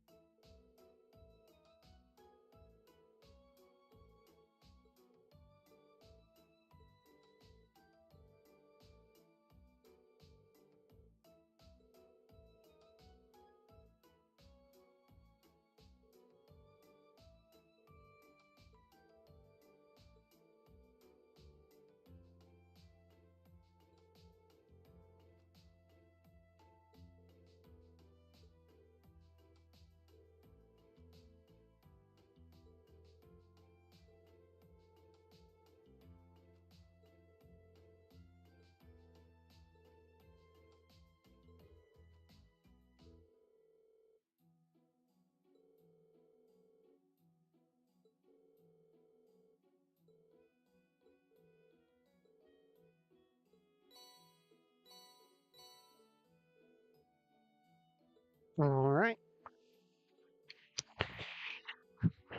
Let's go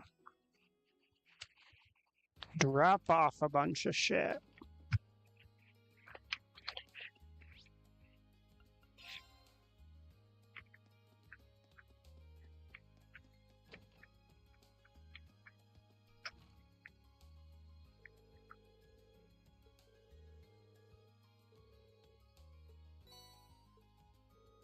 Orbital scale.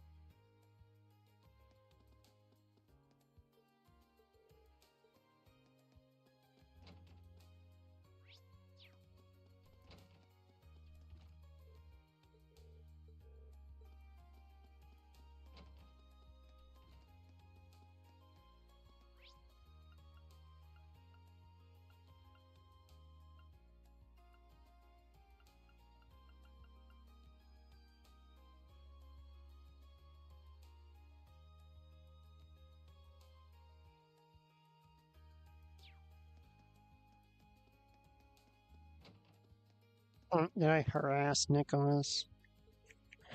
I did. So I want to make sure I'm not gonna miss when the cooking quest line starts.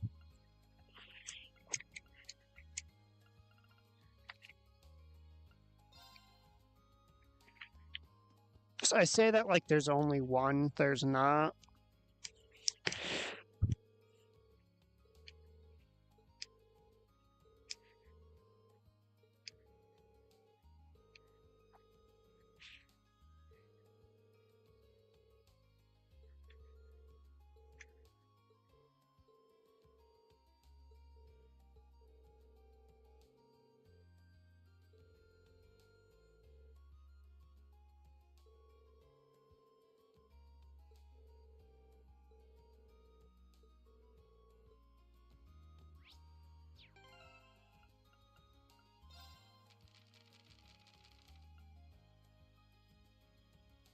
Let's see, so it's Elliot and Emma for the omelet.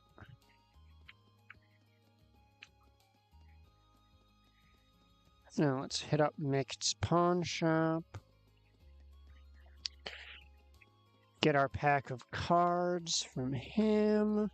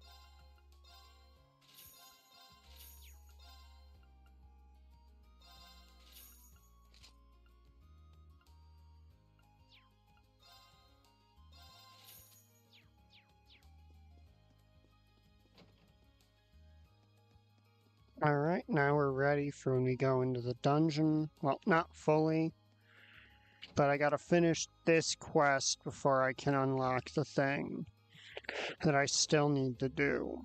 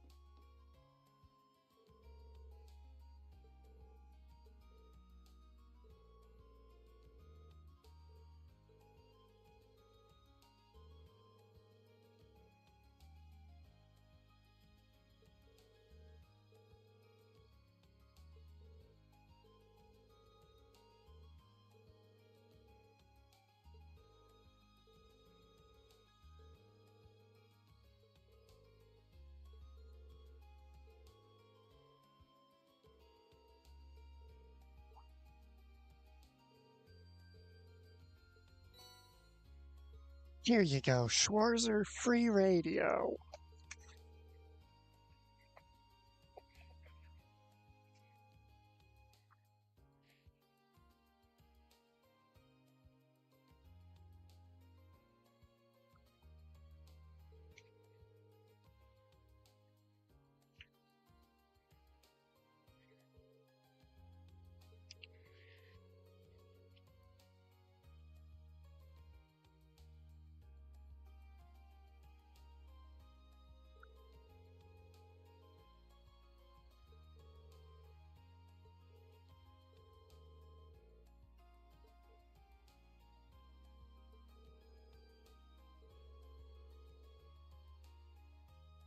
That sounds like Sarah.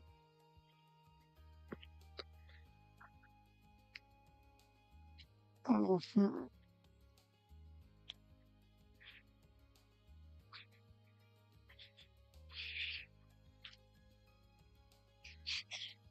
Okay, why did OBS just disconnect? Okay. Give me a sec to check something, 'cause it just tried to disconnect on my end for a second.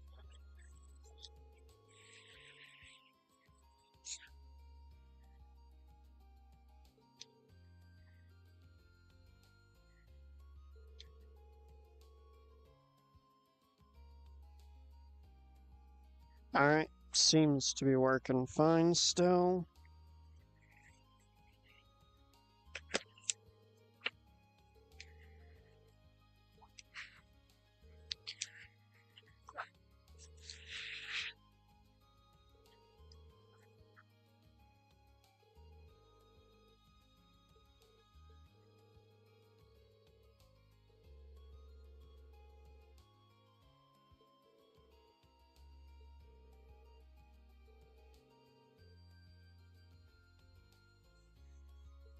Hello.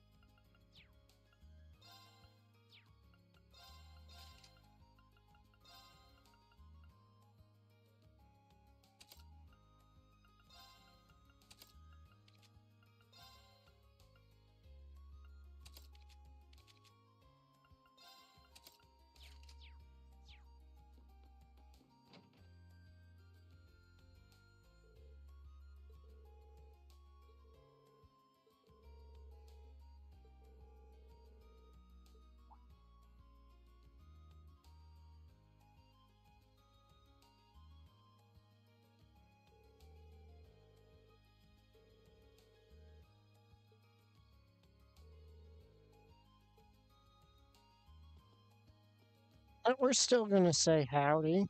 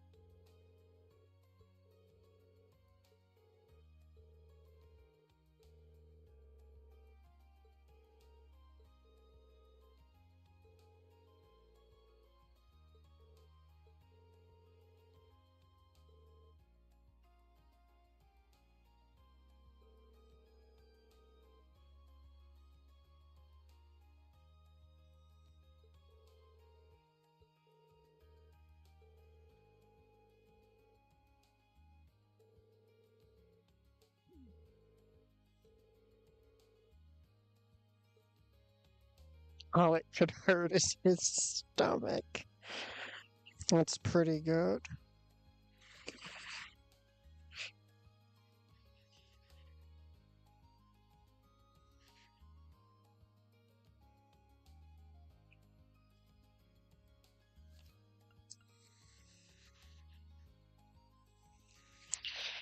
Okay, so I can't get the bad version of that until probably chapter 2.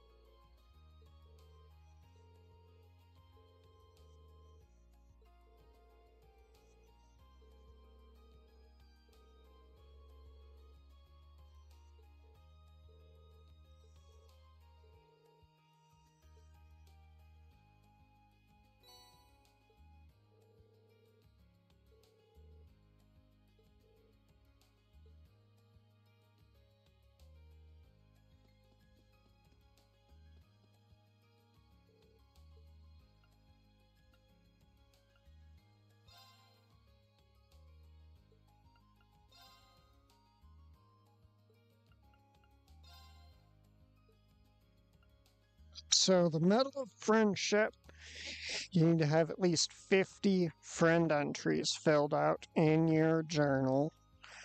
Medal of Compassion is, I believe, 40 quests done.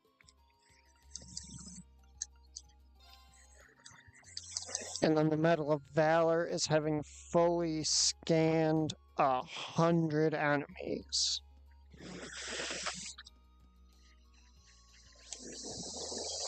If you're being a completionist in a first playthrough, you'll usually hit the requirements for those three within, or around the time Chapter 5 comes around.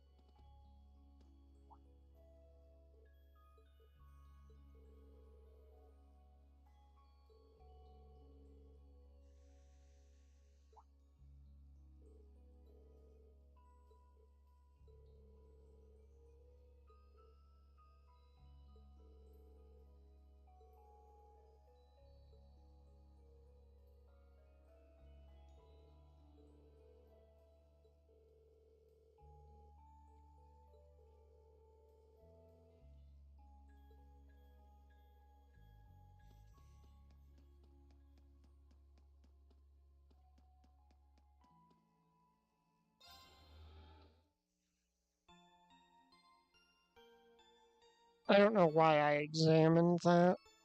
I didn't need to heal or anything.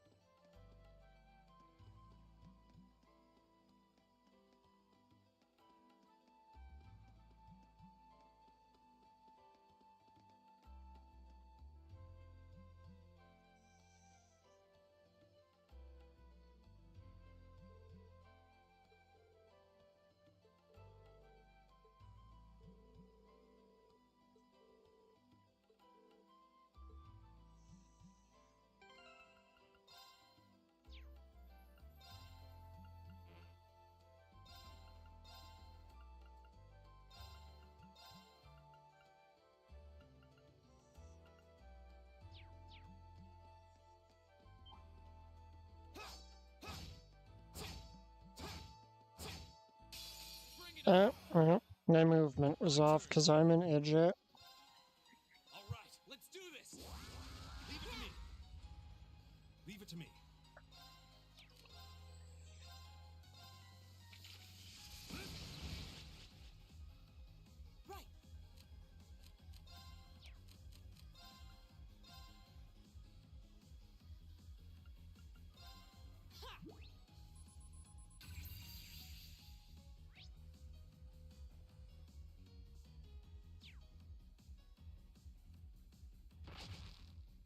You're mine. Right.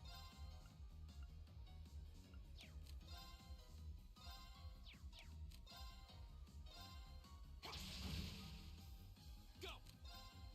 All right, let's do this. Leave it to me. You're mine. Leave it to me.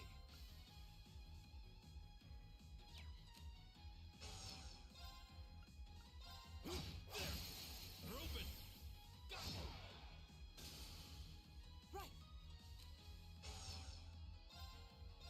Right.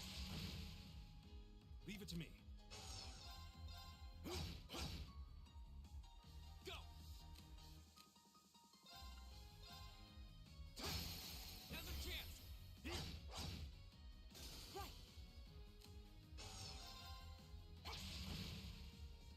All right.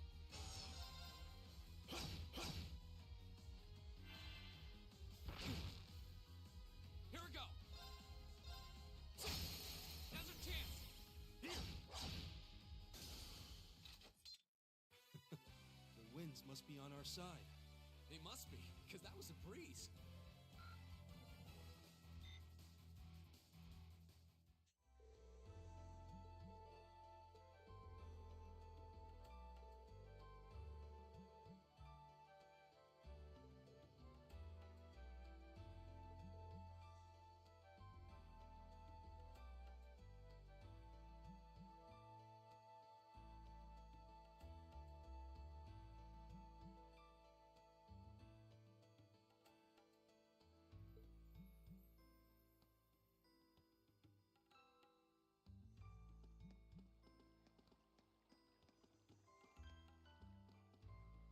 Reason why I'm rubbing my face against every spot that has water is because I'm hoping to find a fishing spot.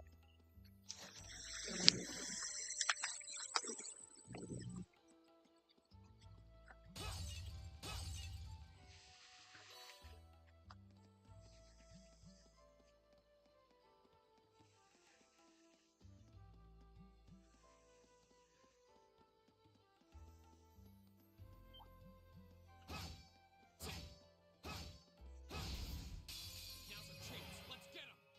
Leave it to me.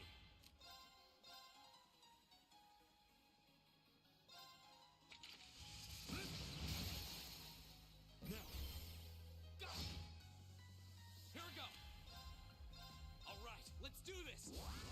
Leave it to me. Ha!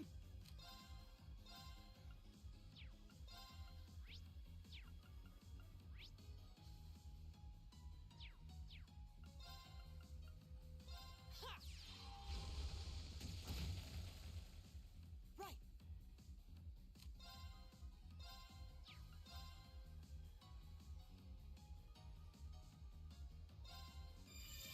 No.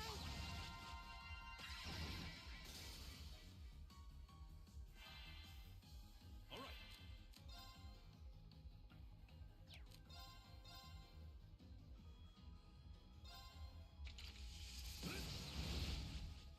They're open.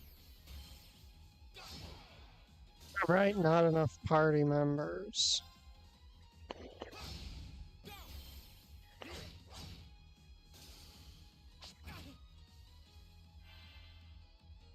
Here we go.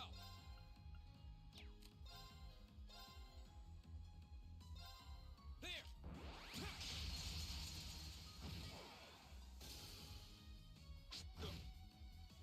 My turn.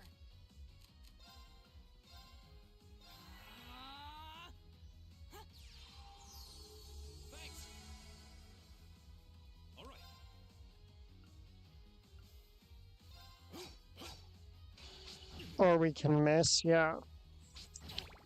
That 25 extra accuracy just doing absolutely nothing for you, I guess, guys. Leave it to me.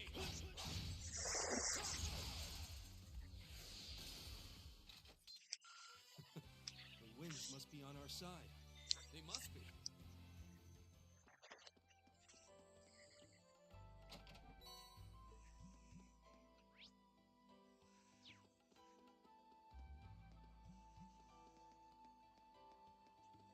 This looks like a nice spot.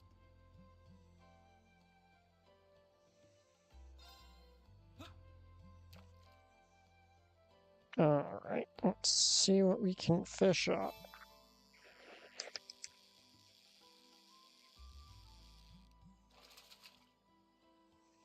Caught one.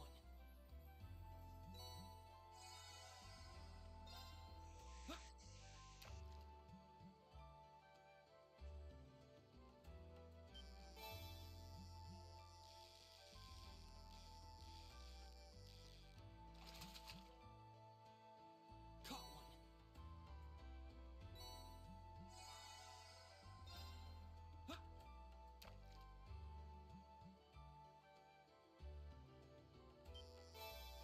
one. Railways, and Not bad. presumably because they're outdoors all the time, so they can get pretty cold or pretty hot depending on the weather.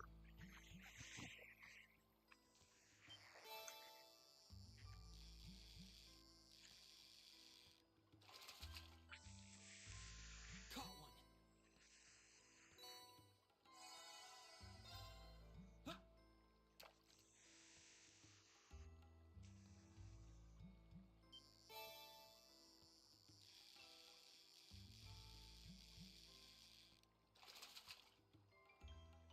Not bad.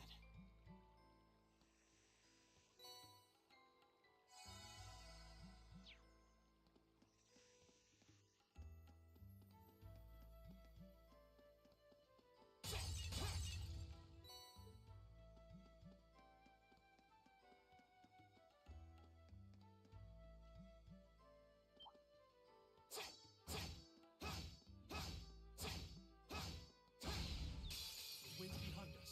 Let's go. Here we go. All right, let's do this. Leave it to me.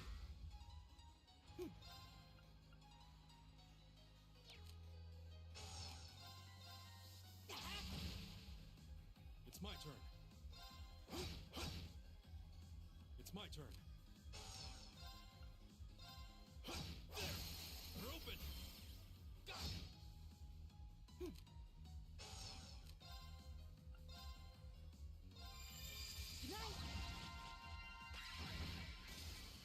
My turn.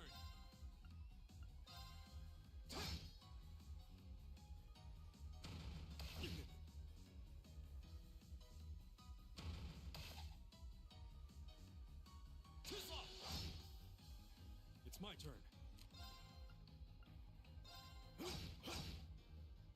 My turn.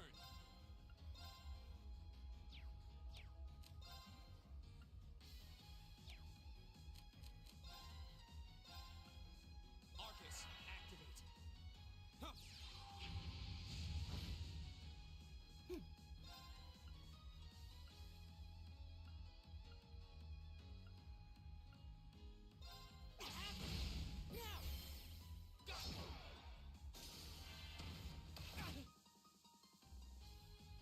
It's my turn. Go.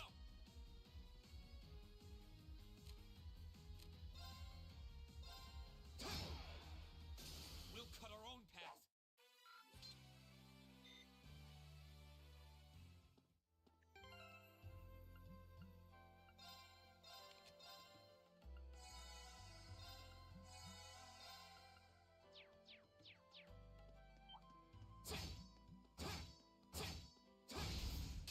Now's our chance. Let's get him. Here we go. All right, let's do this. Leave it to me. Leave it to me. Oh, forgot to swap who my links were on. Right.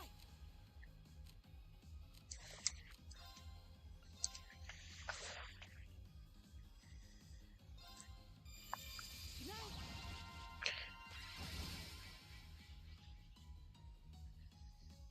My turn.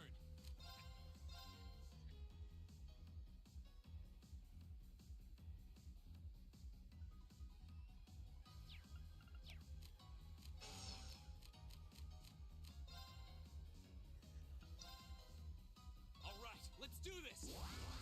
Leave it to me. A second motivate should let his Gale Stinger finish these dinguses with ease. We're open.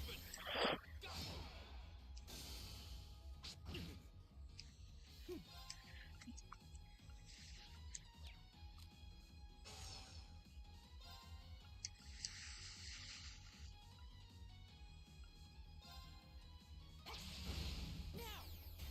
Please. Leave it to me.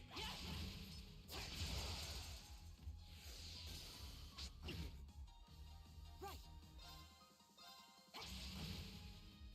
Go. Huh. Thank you. All right.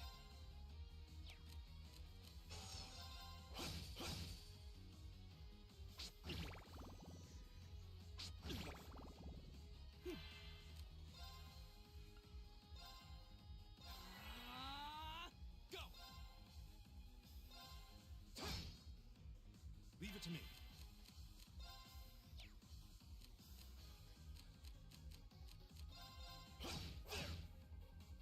Together, we're unbeatable. I did it. All right. Just getting started.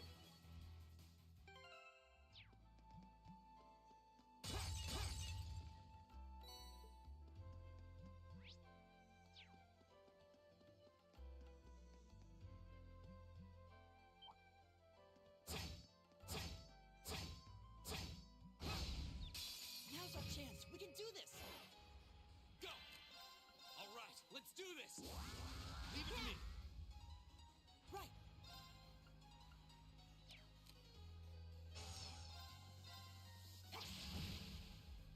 Leave it to me. All right. We're open. Go. This is it. My turn.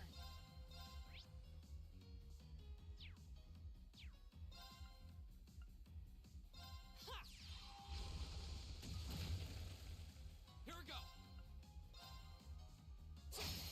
Go. Here. Leave it to me. There. We're open. Go. Right. Now. Go. Okay, that was tough. Nice work, though.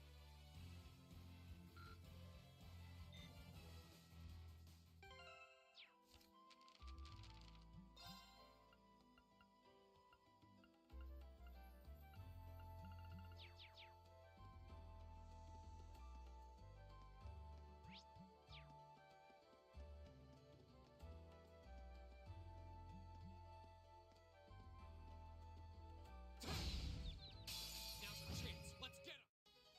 Here we go. All right, let's do this. Right. Got it. Leave it to me.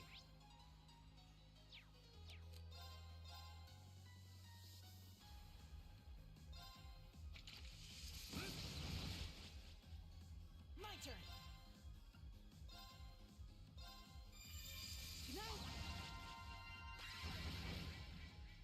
My turn. All right, let's do this. Right. It's my turn.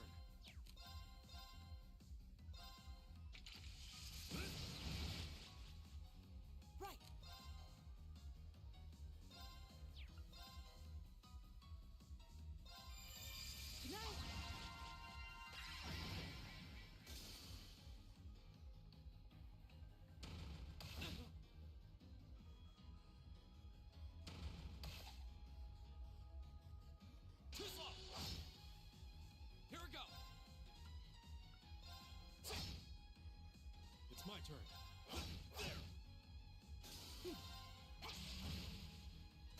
Oh, we did it!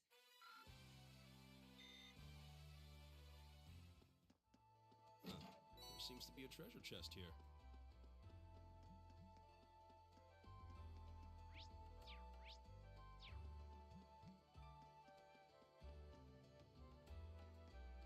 Yay, we're at the end!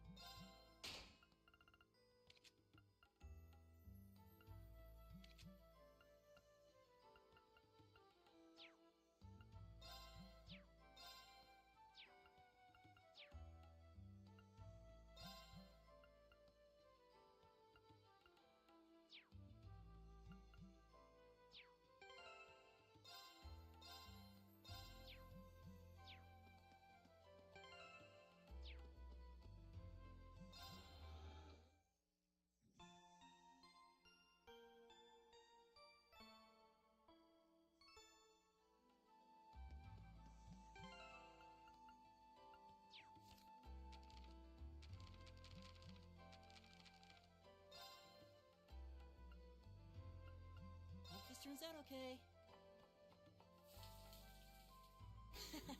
This is my...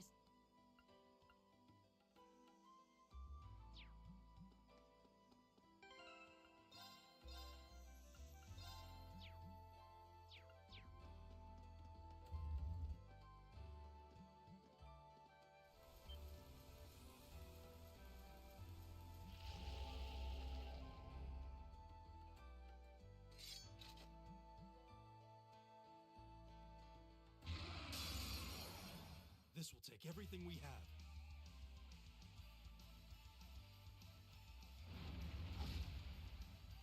Go!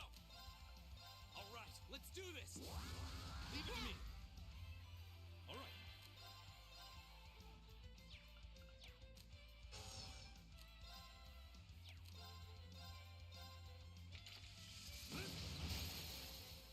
Now, Reed! Leave it to me!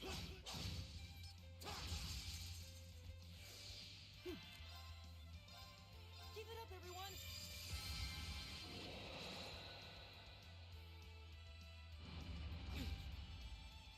My turn! All right, let's do this! Leave it to me! It's my turn.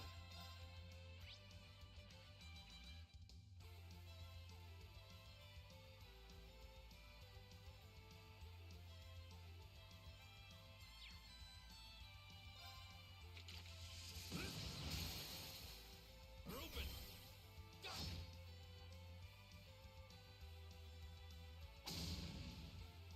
Right! Keep it up, everyone!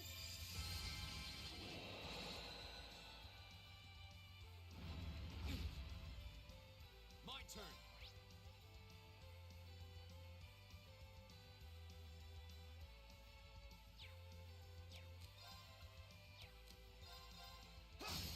Now's our chance! Here! All right.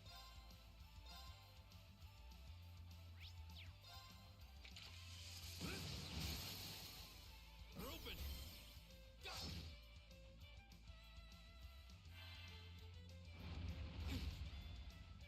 Good night! Here we go! There! Now's our chance! Guys! Got it!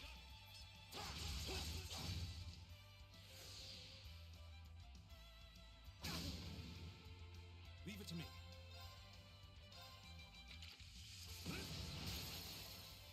Now! Go! Right! Good night!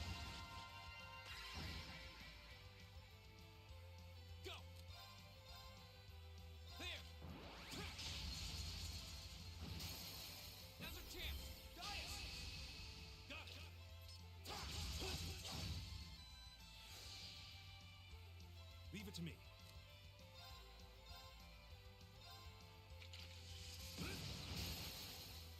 They're open.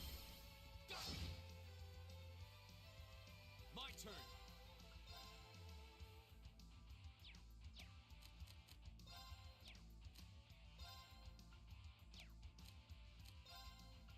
All right, let's do this. Right. Got it! My turn!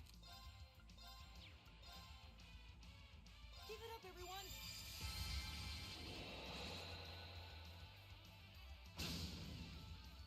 It's my turn.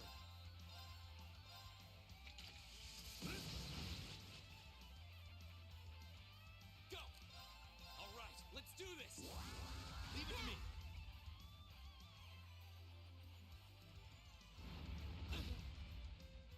My turn!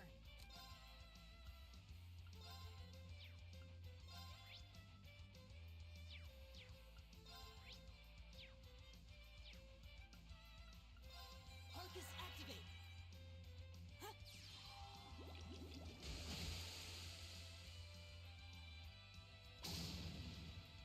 Leave it to me.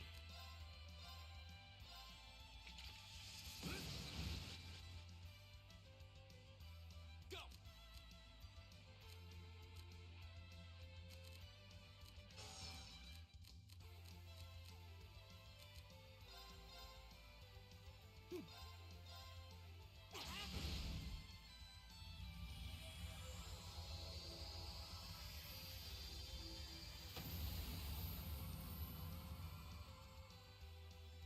Oh, we did it!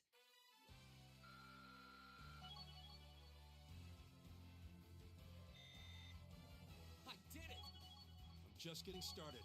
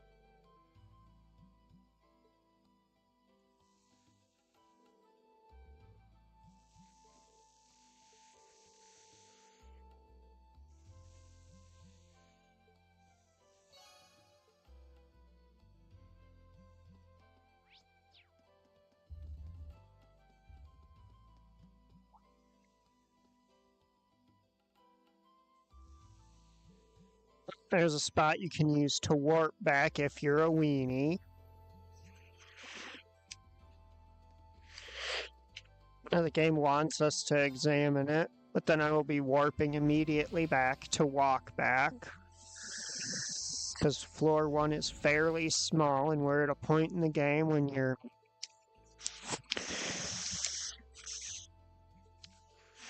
generally kind of strapped for cash. So, move right back out there to the end of the dungeon to do this properly.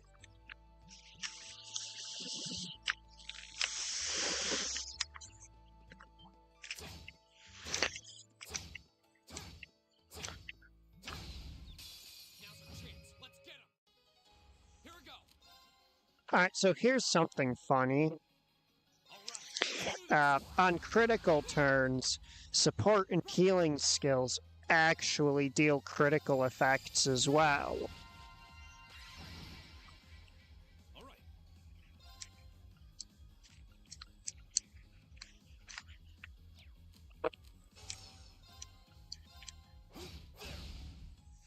All right. They're open. I'll take you up! My turn. Now's our chance. I'll take you up! You're finished.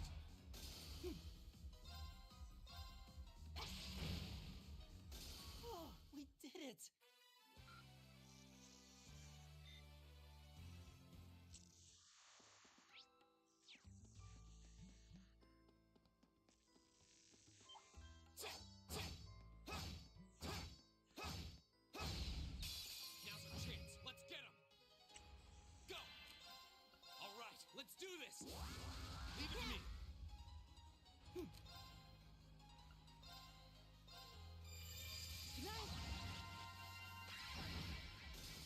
It's my turn.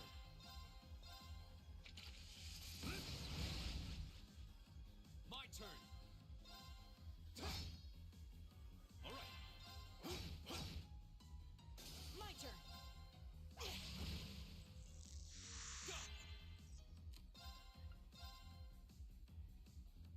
See if I motivate, that'll drop him down to 170.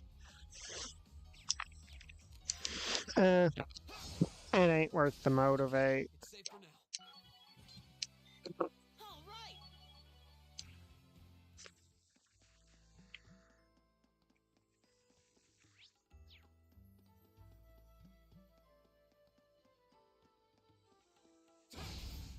Now's our chance. Let's get him. My turn. Alright, gonna have to deviate a little bit from the regular strategy here, because I don't want to waste a Sepith upturn. My turn.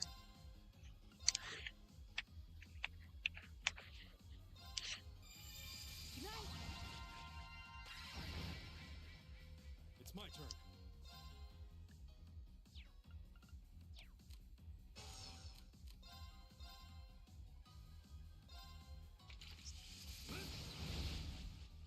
Now. Go.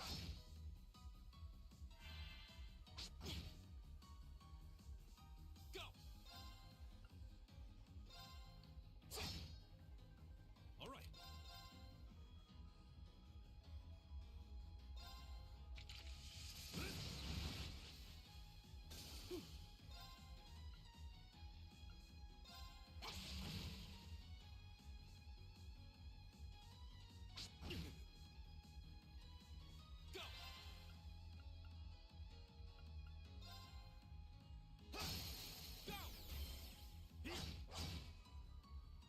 Here.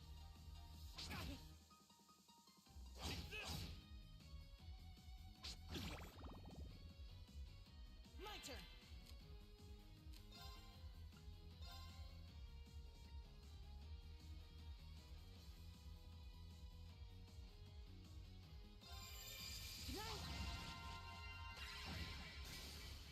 It's my turn.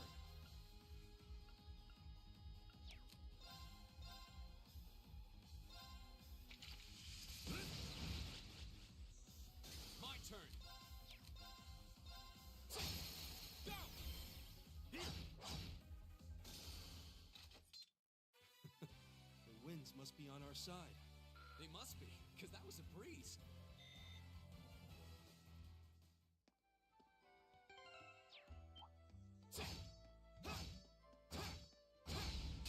The wind's behind us. Let's go. Here we go. All right, let's do this. Right. It's my turn. We're open. Read. Right. Right.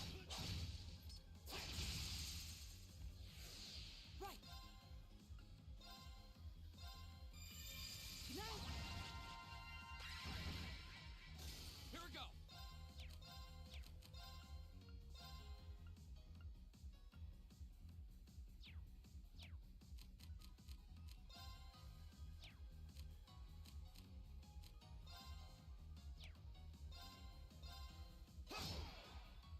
All right.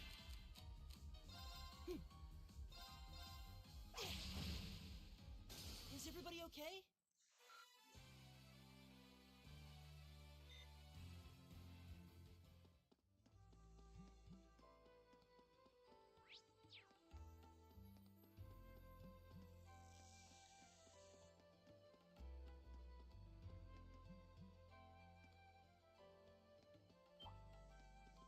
Watch out, guys! My turn. All right, let's do this. Right.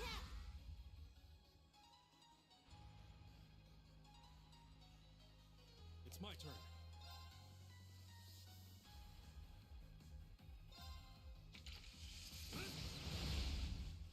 We're open. Go.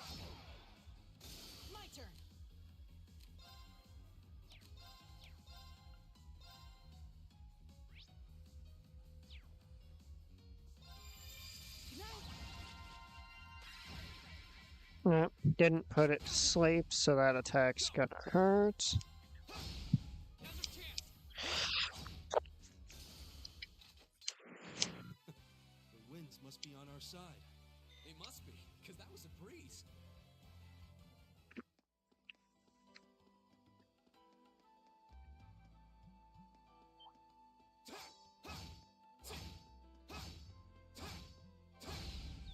The winds behind us. Let's go. Leave it to me. They're open. Go. My turn. All right, let's do this. Right. My turn.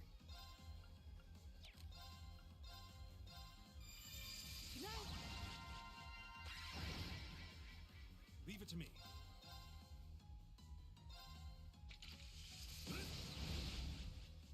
Now. Read. Right. Here we go. That's that. Let's keep moving.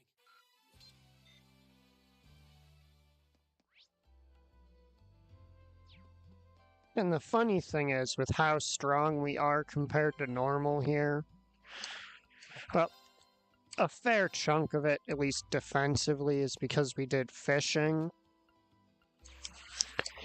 But a lot of it is just because we had to carry over links so, to make it easier for me to unlock every ending without having to spend several hours grinding Linky XP with each character during the final chapter. It's time to begin our investigation.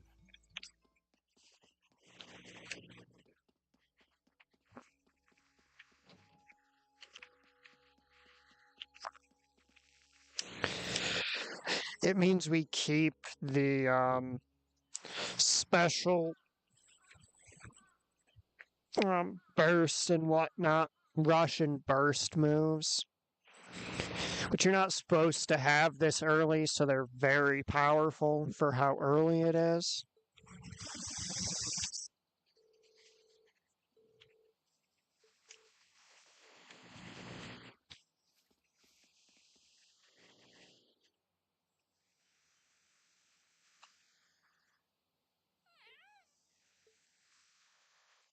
Yep, Black Cat. Yep.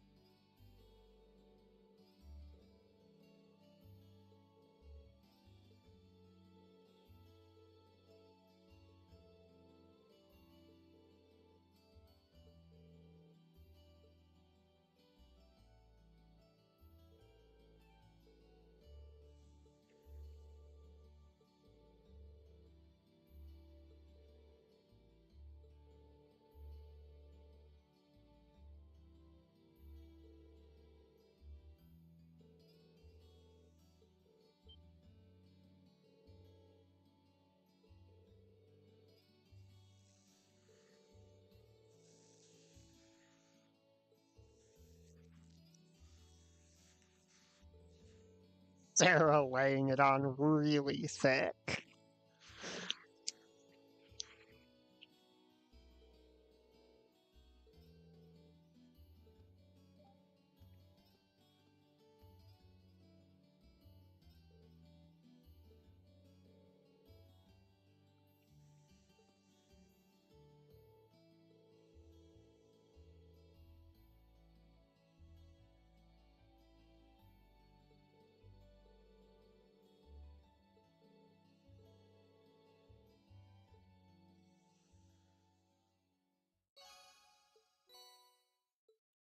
We got a seal as a reward.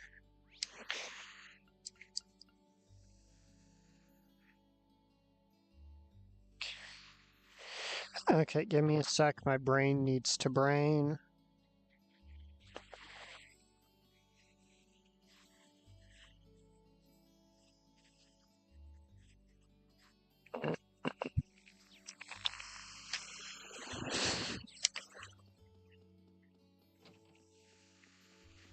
Hey, Mint finally found her way to Makarov.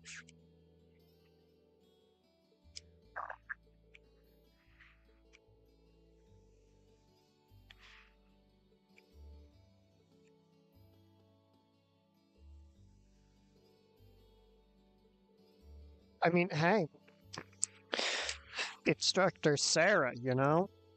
Here's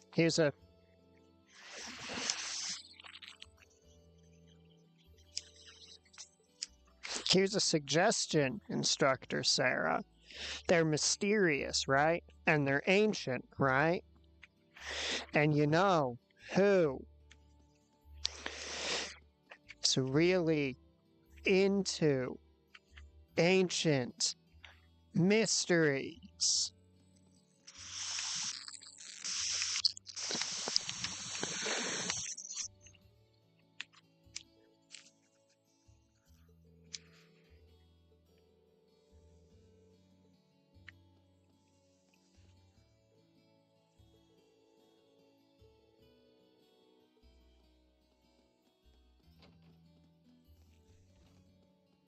Vice Principal Jerkface.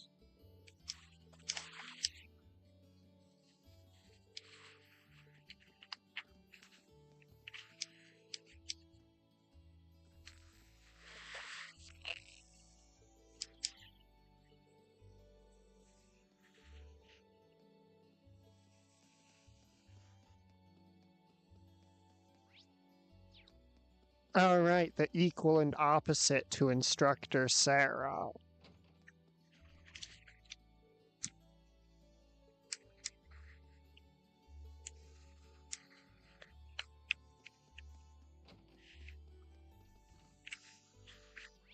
Let's see, what other developments have occurred throughout the day? It finally found Makarov.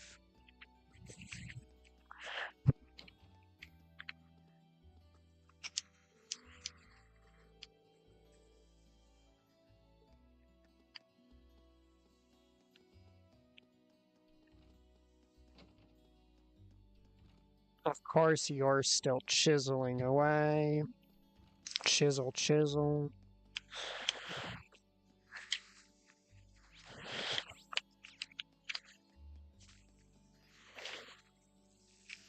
Oh, hey, it's Beryl from the Occult Research Club.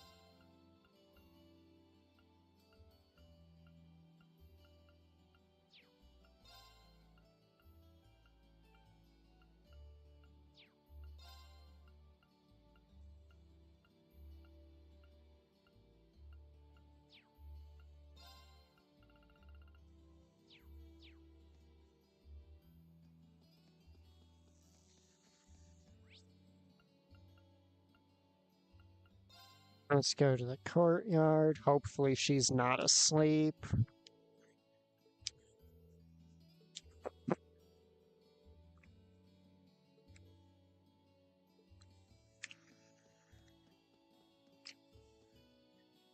Is this Adel watching Fee? It is. It is Adel watching Fee. It's not foreshadowing. Don't worry.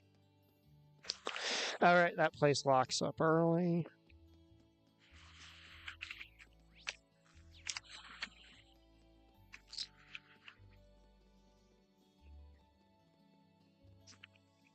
What's up, Lambert?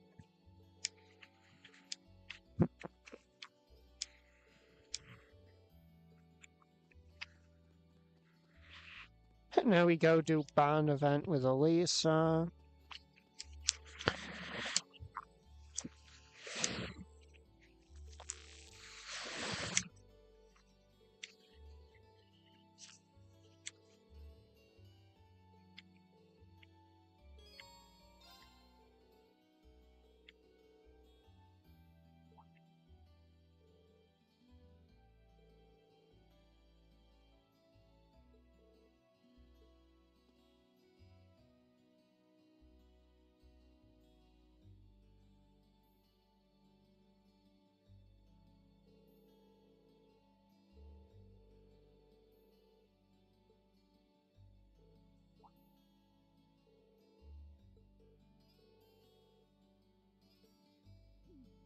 He keeps just if I recall, doesn't he just keep accidentally giving her excuses to deflect every time she tries to talk to him?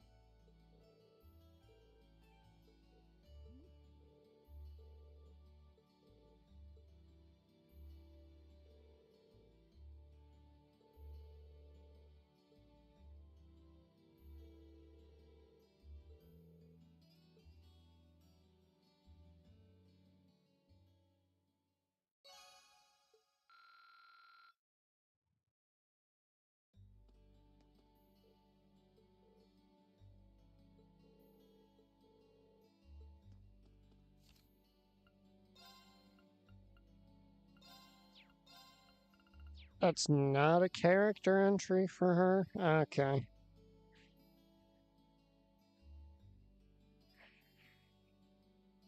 Alright, not every event. You'd think I'd have gotten it through my thick skull long ago that not every event is an entry.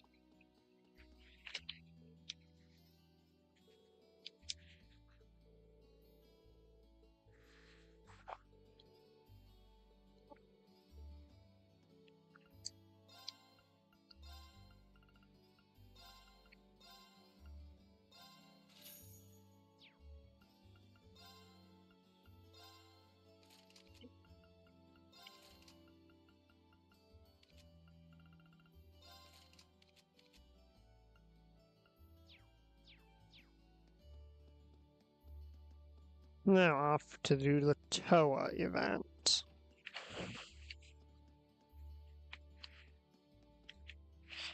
Oh, hey, look, it's Monica and Laura having a chat.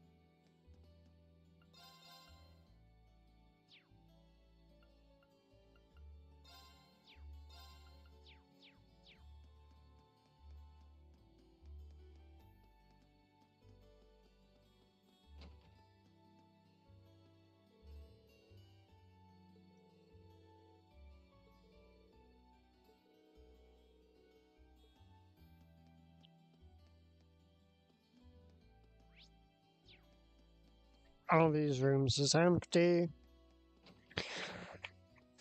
Let's go help Toa with some more of her work, because that's just how Reen Schwarzer do.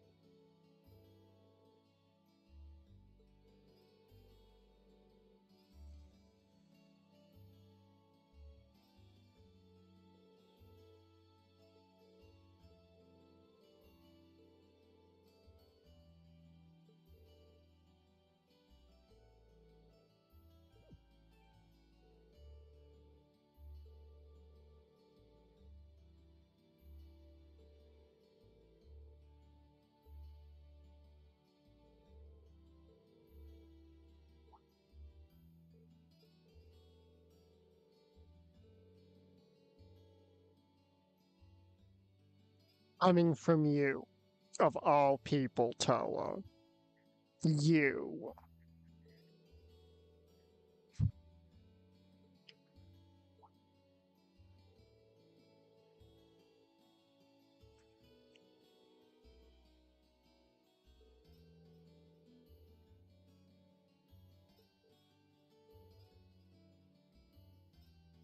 That last line, she has no way of knowing it, but Breen Schwarzer would aggressively disagree with that last line.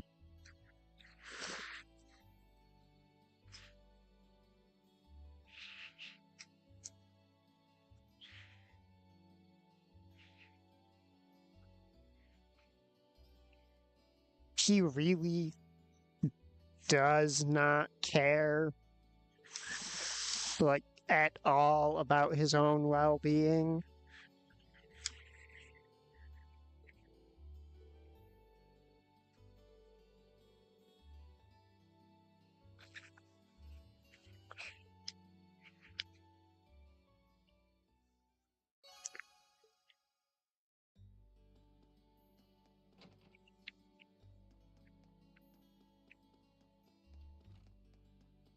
Now off to go do the hidden quest.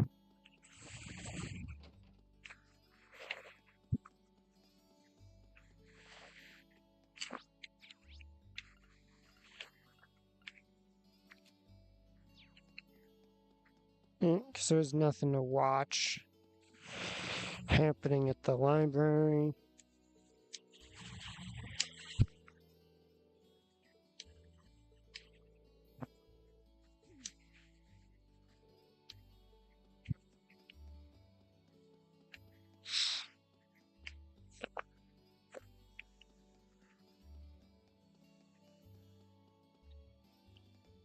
Yep, I think this is where Machias joins the chess club with Stefan.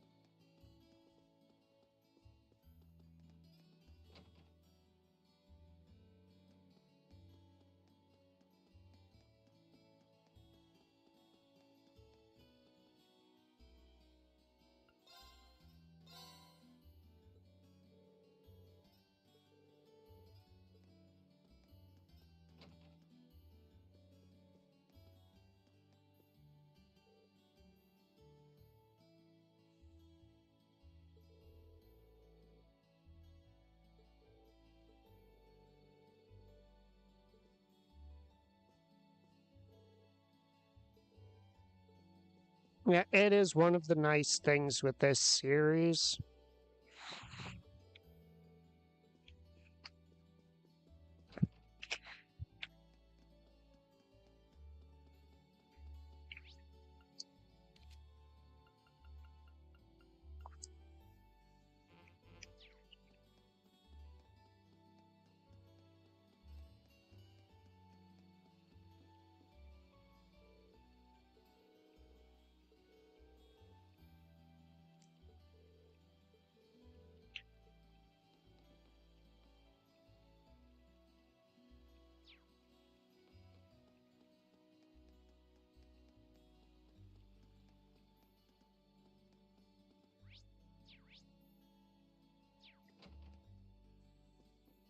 Howdy, Becky. How you doing after work?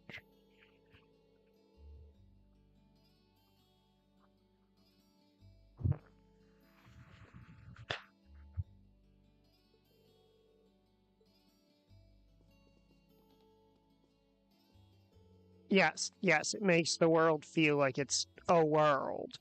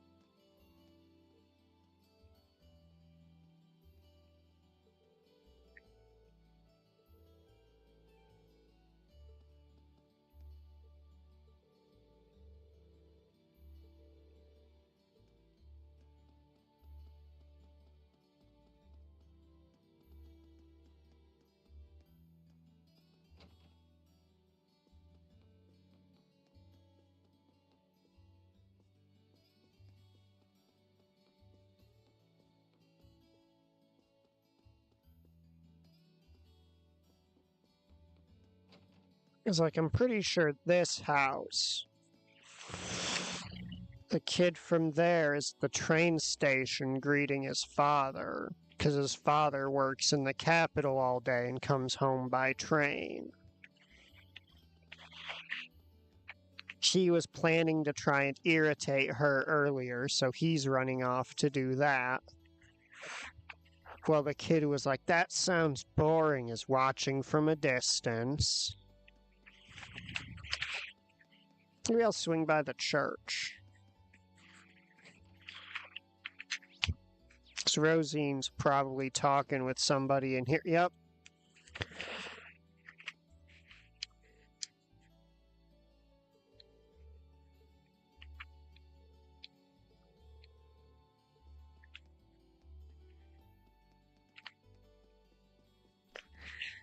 Because you keep returning to the same town. So you get to see people's activities, dynamics, etc. change as the game goes on.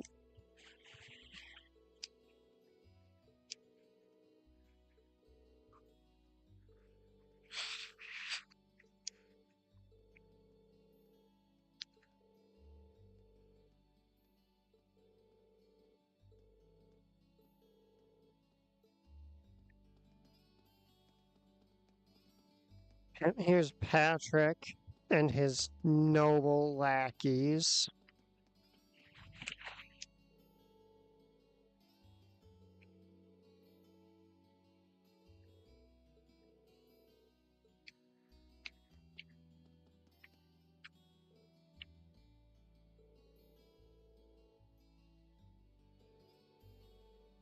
He seems more a manager than a fighter. Oh, you sad, pathetic little fool.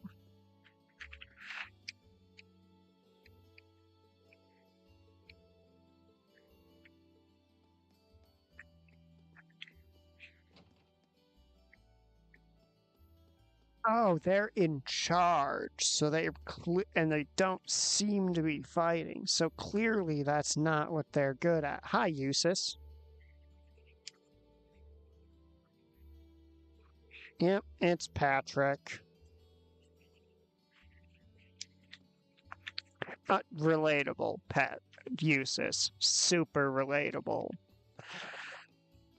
Not wanting to interact with Patrick is super relatable.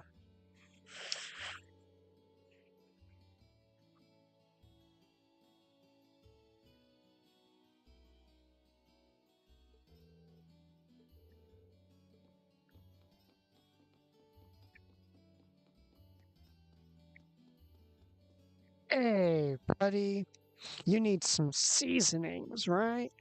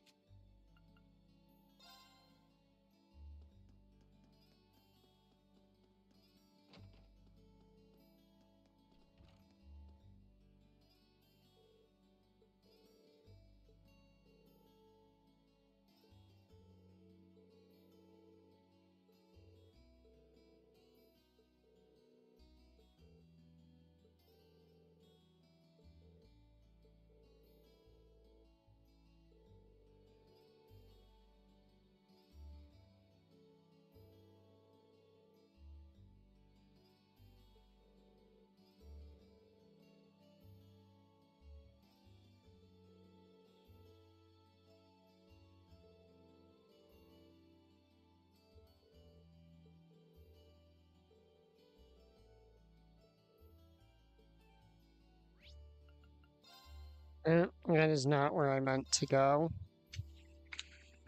Miss inputs on the fast travel menu must be really funny to consider from an in-universe perspective.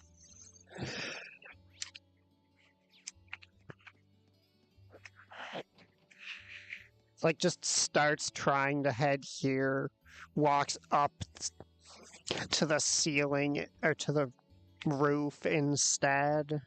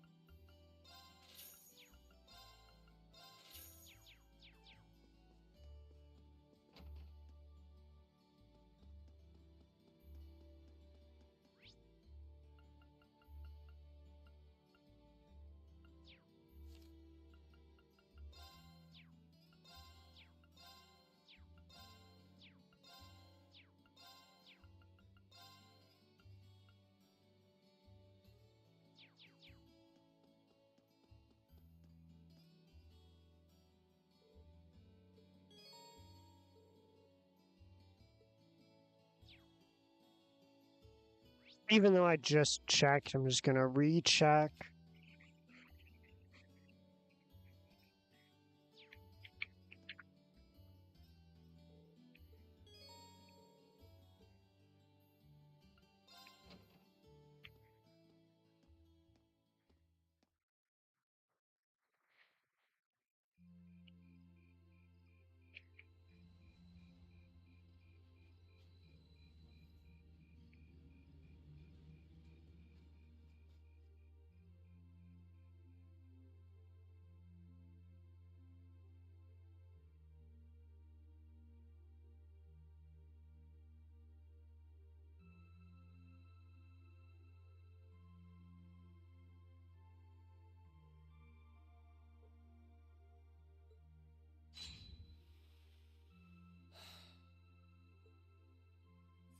Not bad.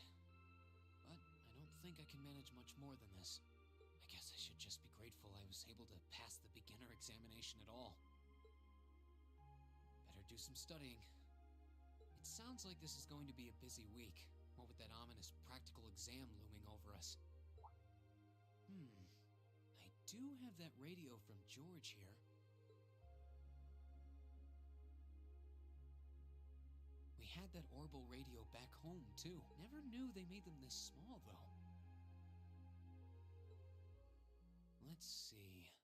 Which station is Radio Trista? Ah, there we go.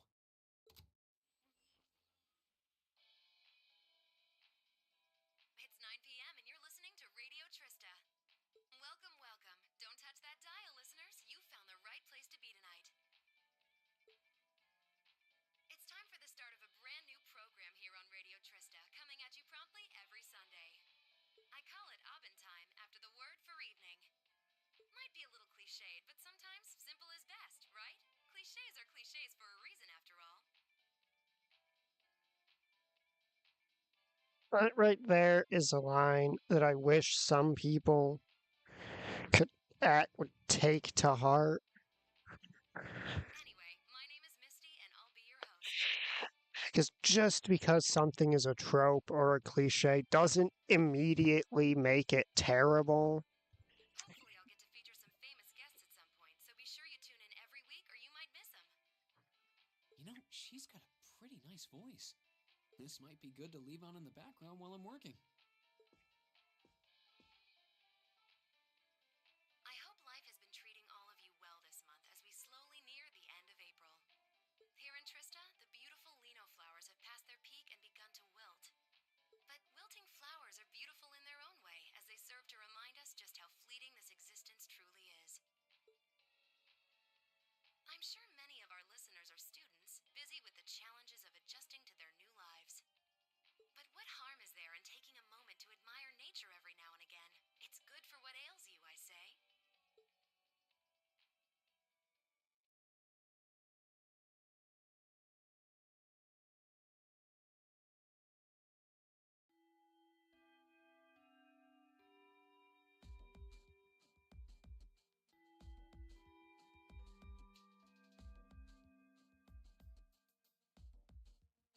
Okay, let's get your practical exam started, shall we?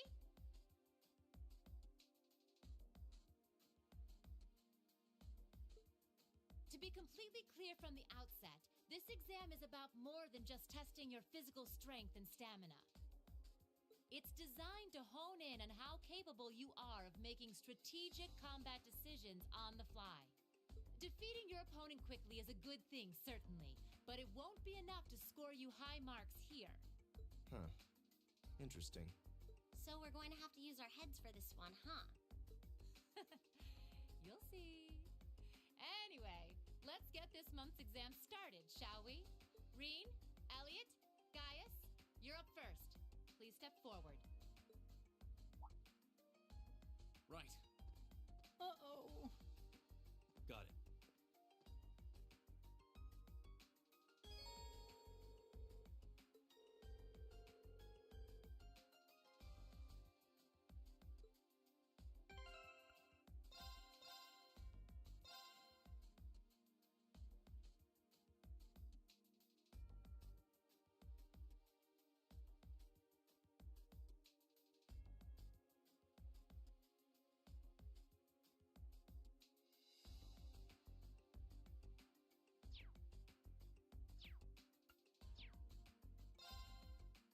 Fortunately, this is an easy All one. right, then.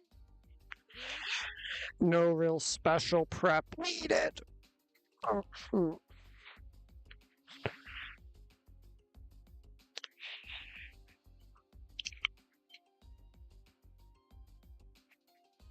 What's that? A monster? No, I'm not sensing any life coming from it at all. That's right. Think of it like a scarecrow. Only it's a moving scarecrow, I guess. Either way, it's not alive. I've set its parameters fairly high, though, so it is formidable.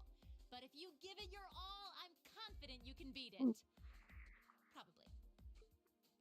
Make good use of your Arcus's combat link abilities, for example, and I bet it'll be a piece of cake. Hint, hint. So that's what you're playing at.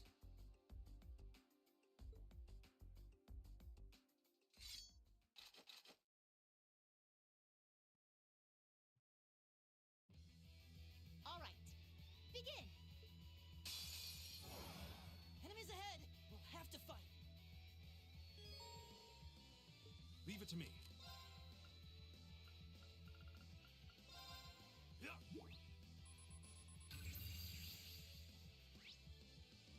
Go!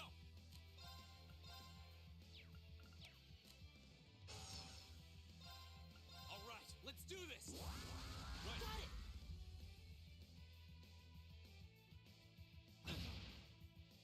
My turn. Give it up, everyone! All right.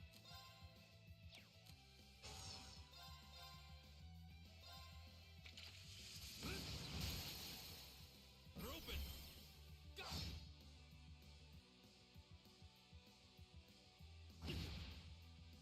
Here we go. All right, let's do this. Got it!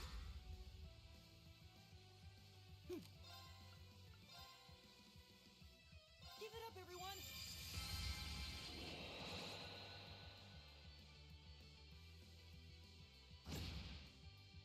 It's my turn.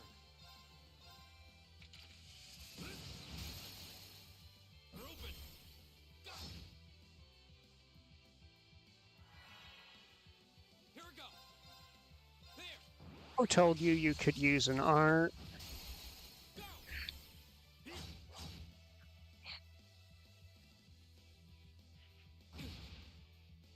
Right!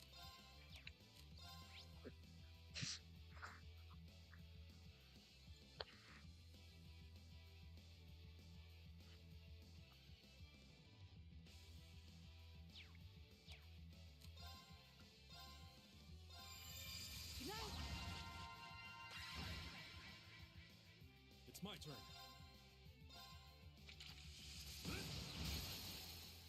Now. Read. Right.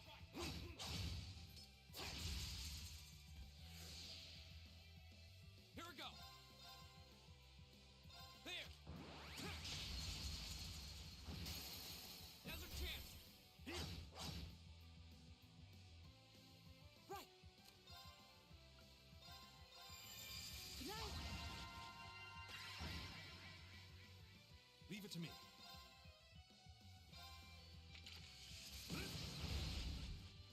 Now.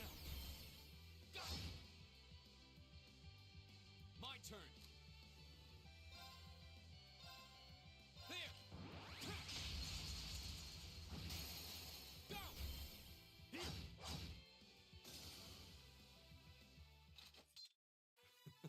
The winds must be on our side.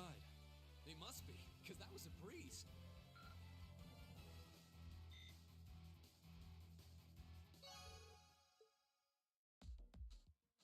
We won. Don't know how, though.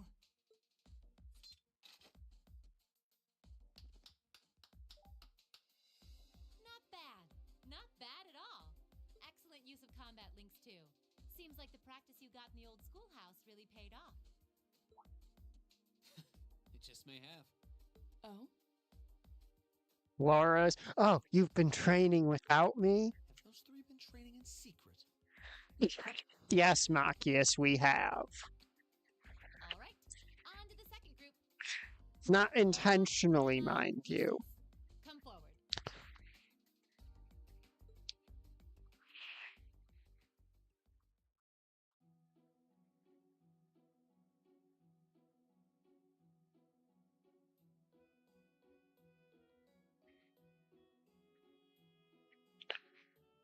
Fee looks so bored. That was tougher than I thought it would be. Does seem like combat links are the key to fighting it effectively, though. That's rather unfortunate. Instructor, may I ask a question? What exactly was that marionette we just fought? Everyone looks tired except for, like, the main group. Well, the main group at this point in time, Laura and Fee. Yeah, that thing was weird. The look of boredom on Fee's face was hilarious. Never seen anything else like it. Just a little something I got roped into working with a while back. I'd rather not use it if I don't have to, but I can't deny it serves as a valuable function, and it's rather customizable too. I mean, it did its job quite well during our test, didn't it? So there you go. I get the feeling there's a whole lot she'd rather not tell us. Anyway, that brings this month's practical exam to an end. But as you might recall, I told you I had a big announcement for you today, too. Are you all ready to hear what it is? Nope. I'll give you a hint. It's about a special part of Class 7's curriculum.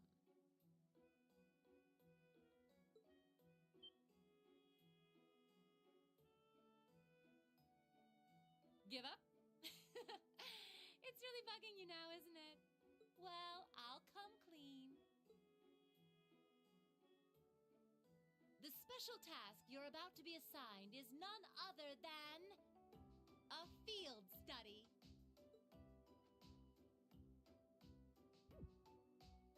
Field study?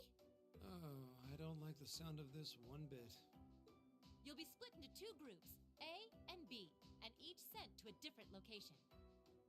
And while you're there, you'll be given a number of tasks to complete. Doesn't that sound like fun? We only just got to the academy, and we're already being sent somewhere else? Will you not be coming with us, instructor? Oh, of course not. It'd be much too easy for you if I were there to bail you out every time the waters of life came seeping in. You've got to be cruel to be kind and all that. Well, I'm certainly not opposed to a challenge if it allows me to advance my training. Instructor Valentine.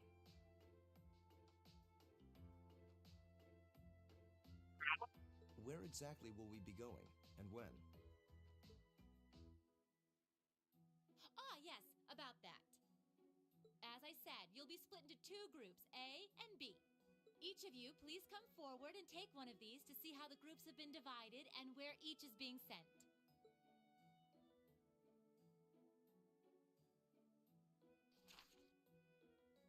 What?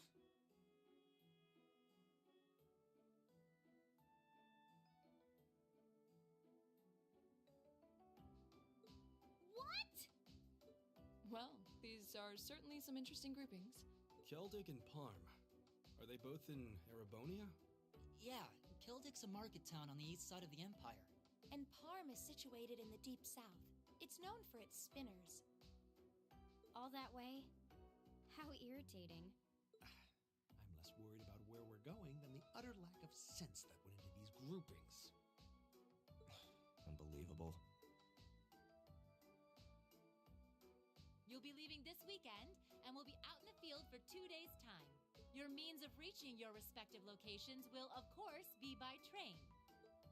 So do make sure you're thoroughly prepared, rested, and rearing to go before the big day.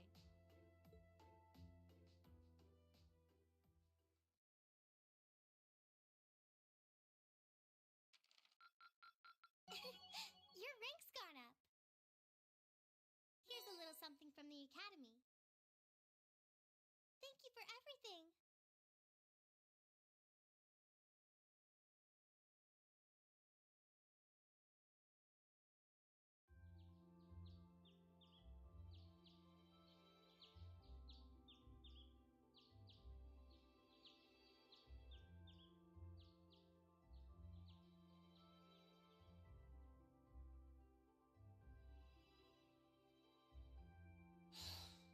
I still to apologize to her. We can't exactly avoid working with one another when we're in the same group. I'm sure this is pretty awkward for her too, so I really want to say something, but when am I going to get the chance?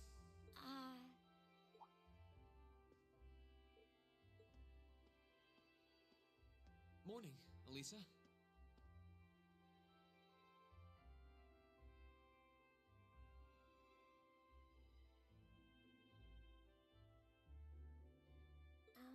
Morning. You're, early? We don't have to be here for another 20 minutes, you know. Oh, well, the same goes for you. What time did you wake up? Around 5, I think? Though I always try to be up by then. Oh, really? Morning practice? Oh, you haven't joined any clubs, have you? So I guess not. How does she know that? No, it's just a force of habit. I've gotten used to waking up early. You're in the lacrosse club, right? So I'm guessing you do have to deal with morning practice sometimes. Yeah, twice a week, apparently. I'm really sorry. Why are you apologizing? That was certainly interesting.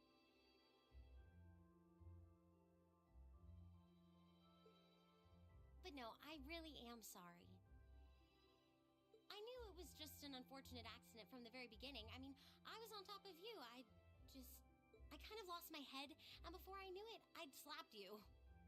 And you had your hands out like you were trying to catch me, right? So if anything, I should be thanking you. Don't worry about it. That trapdoor was obviously designed so we wouldn't get hurt from the fall. If I hadn't tried to play the hero, I wouldn't have been pinned under you, and none of this would have happened.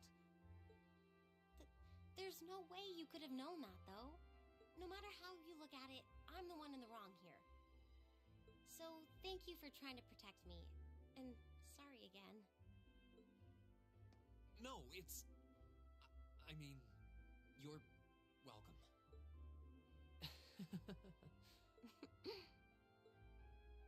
Sorry, I have trouble with these kinds of things. My little sister is always getting on my case for being so easily flustered. Oh, you have a younger sister? That's a question for another time. I think I'm the same way. I've been trying to apologize for the past couple weeks now. But every time I set my mind to it, I always just wound up avoiding you.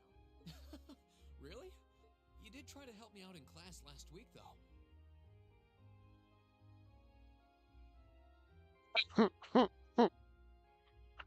Oh, you noticed.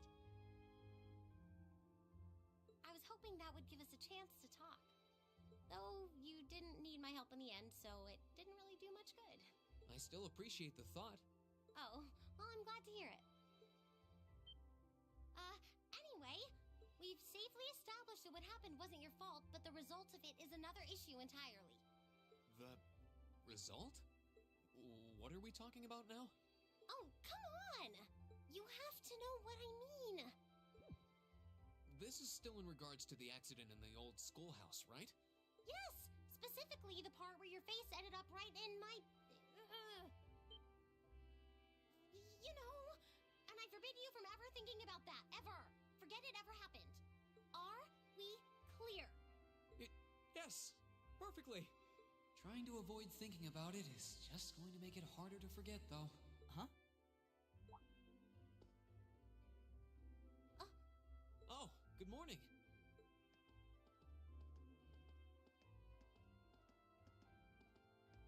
Good morning. A lovely day, isn't it? You two certainly got here early. Looks like you finally managed to make up, too. Well... Yeah, I think we're on good terms now. Thanks for your concern. I'm glad to hear it. It's been a bit trying watching the two of you simmer these past weeks. And I know Elisa has been desperate to apologize for her behavior this whole time. Whoa! That's only because I thought it would be awkward for two people who aren't talking to work together in the same group. Don't go getting the wrong idea or anything. Whatever you say. Well, as long as the two of you have smoothed things over, that's what's important. Now that we're all here, what say we head out?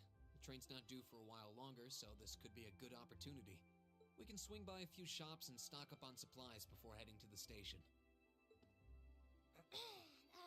That's a good idea, actually. The Academy's facilities are supposed to be open early today, too. Oh, that's I perfect. believe I done We can make use of the engineering over-prepared. club's facilities before we head out, too. Shall we depart then?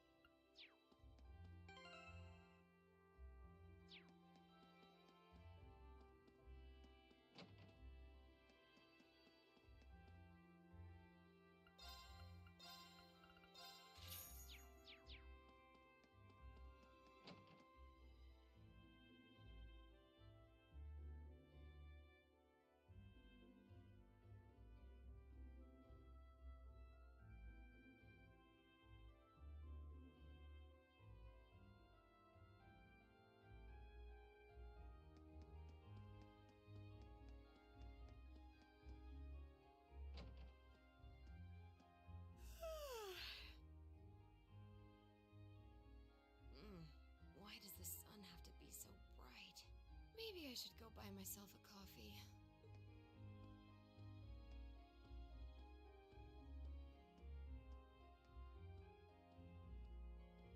I guess she must work at the radio station. She looked dead on her feet. Radio Trista has some late-night broadcasts, so she was probably up all night.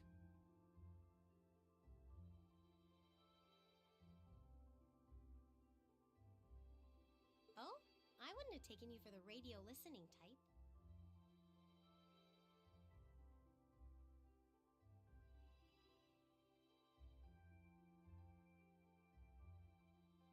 Maybe I should tune in sometime too.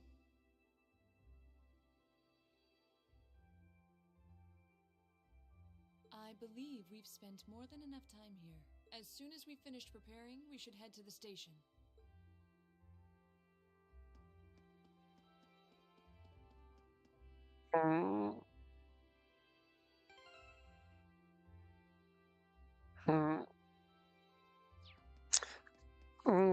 Right. I want to check that. Oh, shot right past.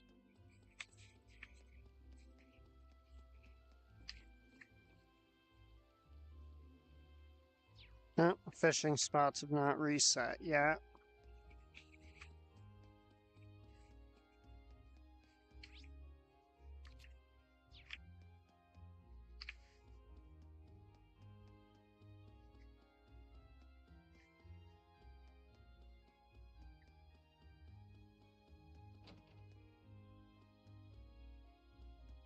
Hey, Makarov, what's up?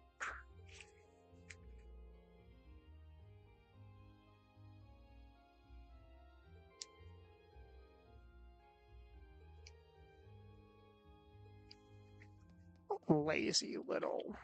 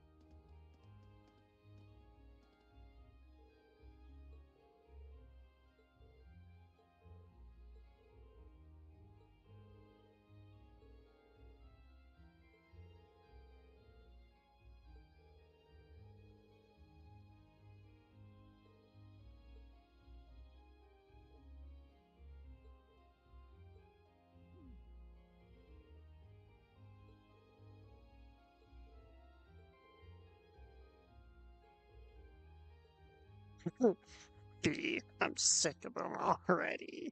Can't really blame her.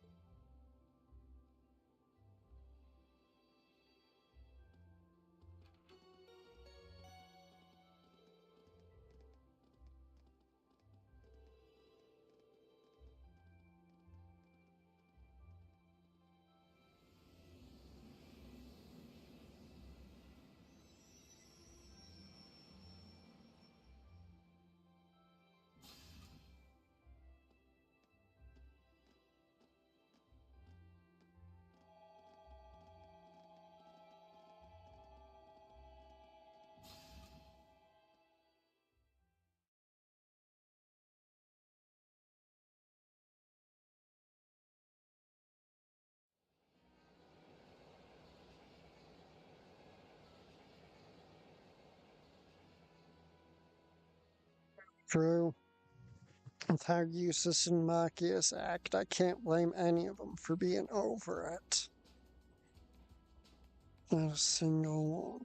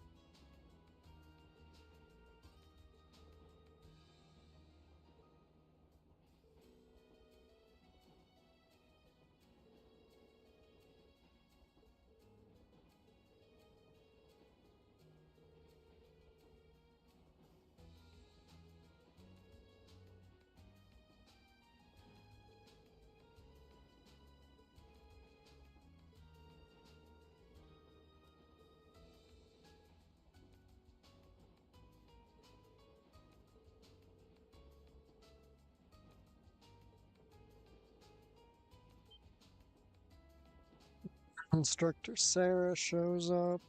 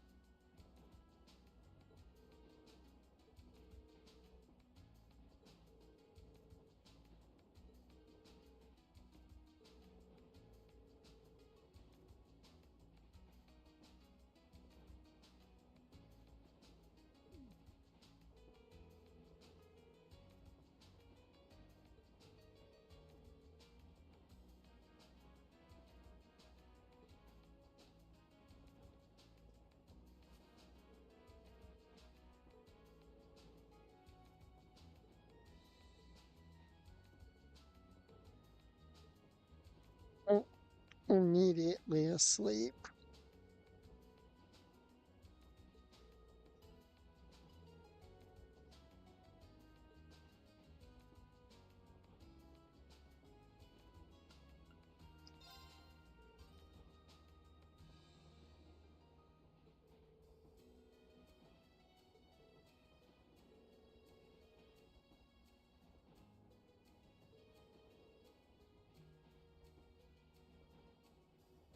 That Sarah is very amusing.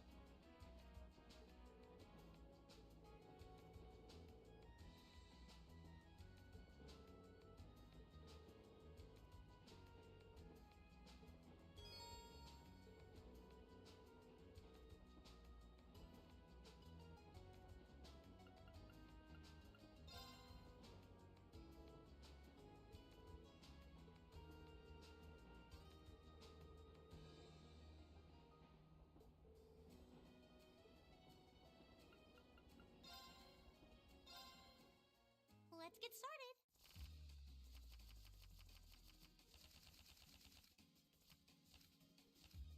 Go on, draw a card. After you, then. Oh yeah, this is not gonna go very well.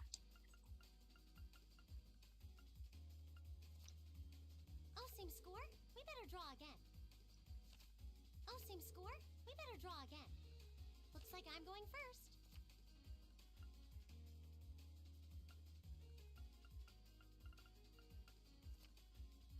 Bolt!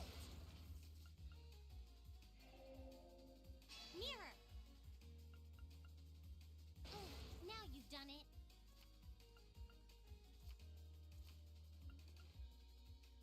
What? You can't do that. Oh, now you've done it. Well, I've lost, but you don't need to win to get credit.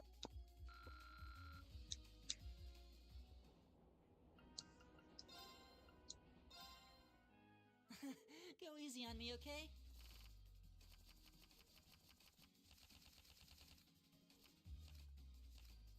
Okay then, let's draw! The same score means we draw again, right? Well, looks like I'm up first. Bolt! Bolt!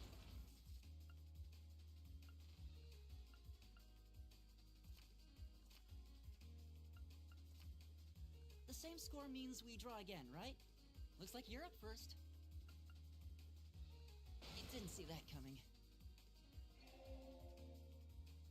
Really? You're playing that now? Bolt!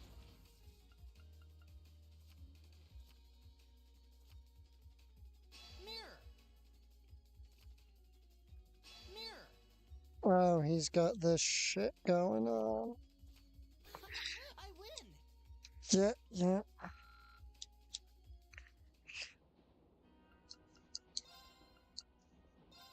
That is the Blade experience. Your opponent having like half their hand be special cards. Please draw a card. Then I'll make the first move. Mirror. Well played. played. Divine Bolt!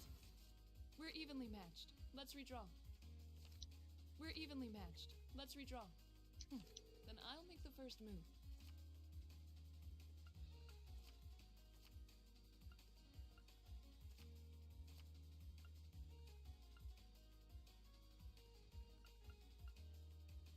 I didn't expect that. Mirror.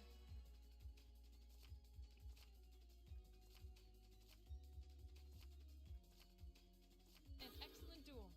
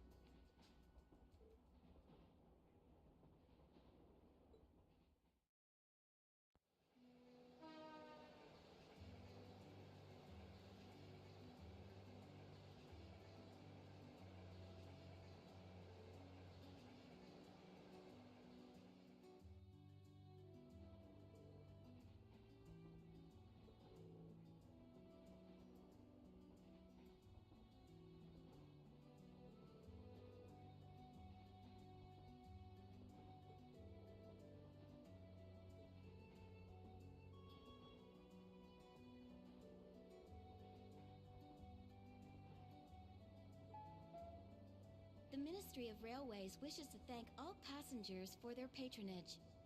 This transcontinental train is bound for Crossbow. The next stop is Keldic. Keldic. Passengers traveling to Bereahard. Please change trains at this stop.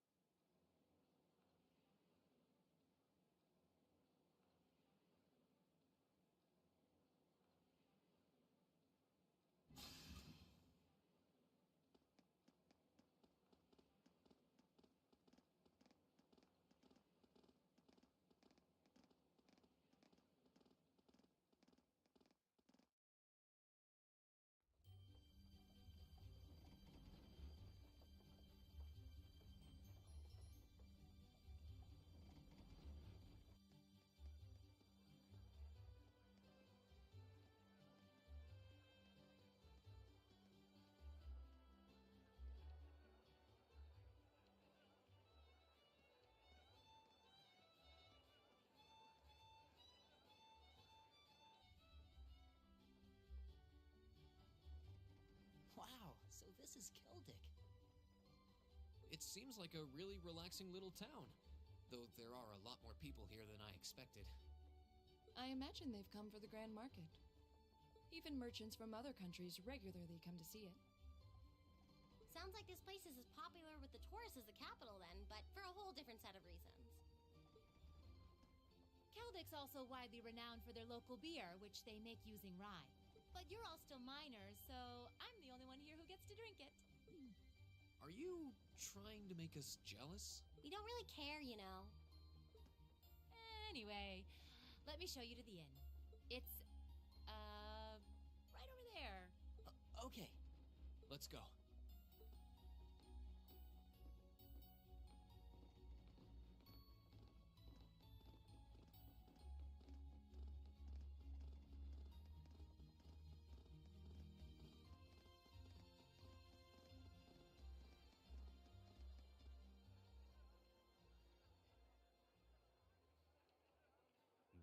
Well, I hadn't expected to see the Purple Lightning herself in such a quaint little town. And the chicks with her seem like an interesting lot, too. I'd like to point out that he does not literally just mean the girls, he's just referring to the group in general. No time for that now. I have more pressing matters to attend to.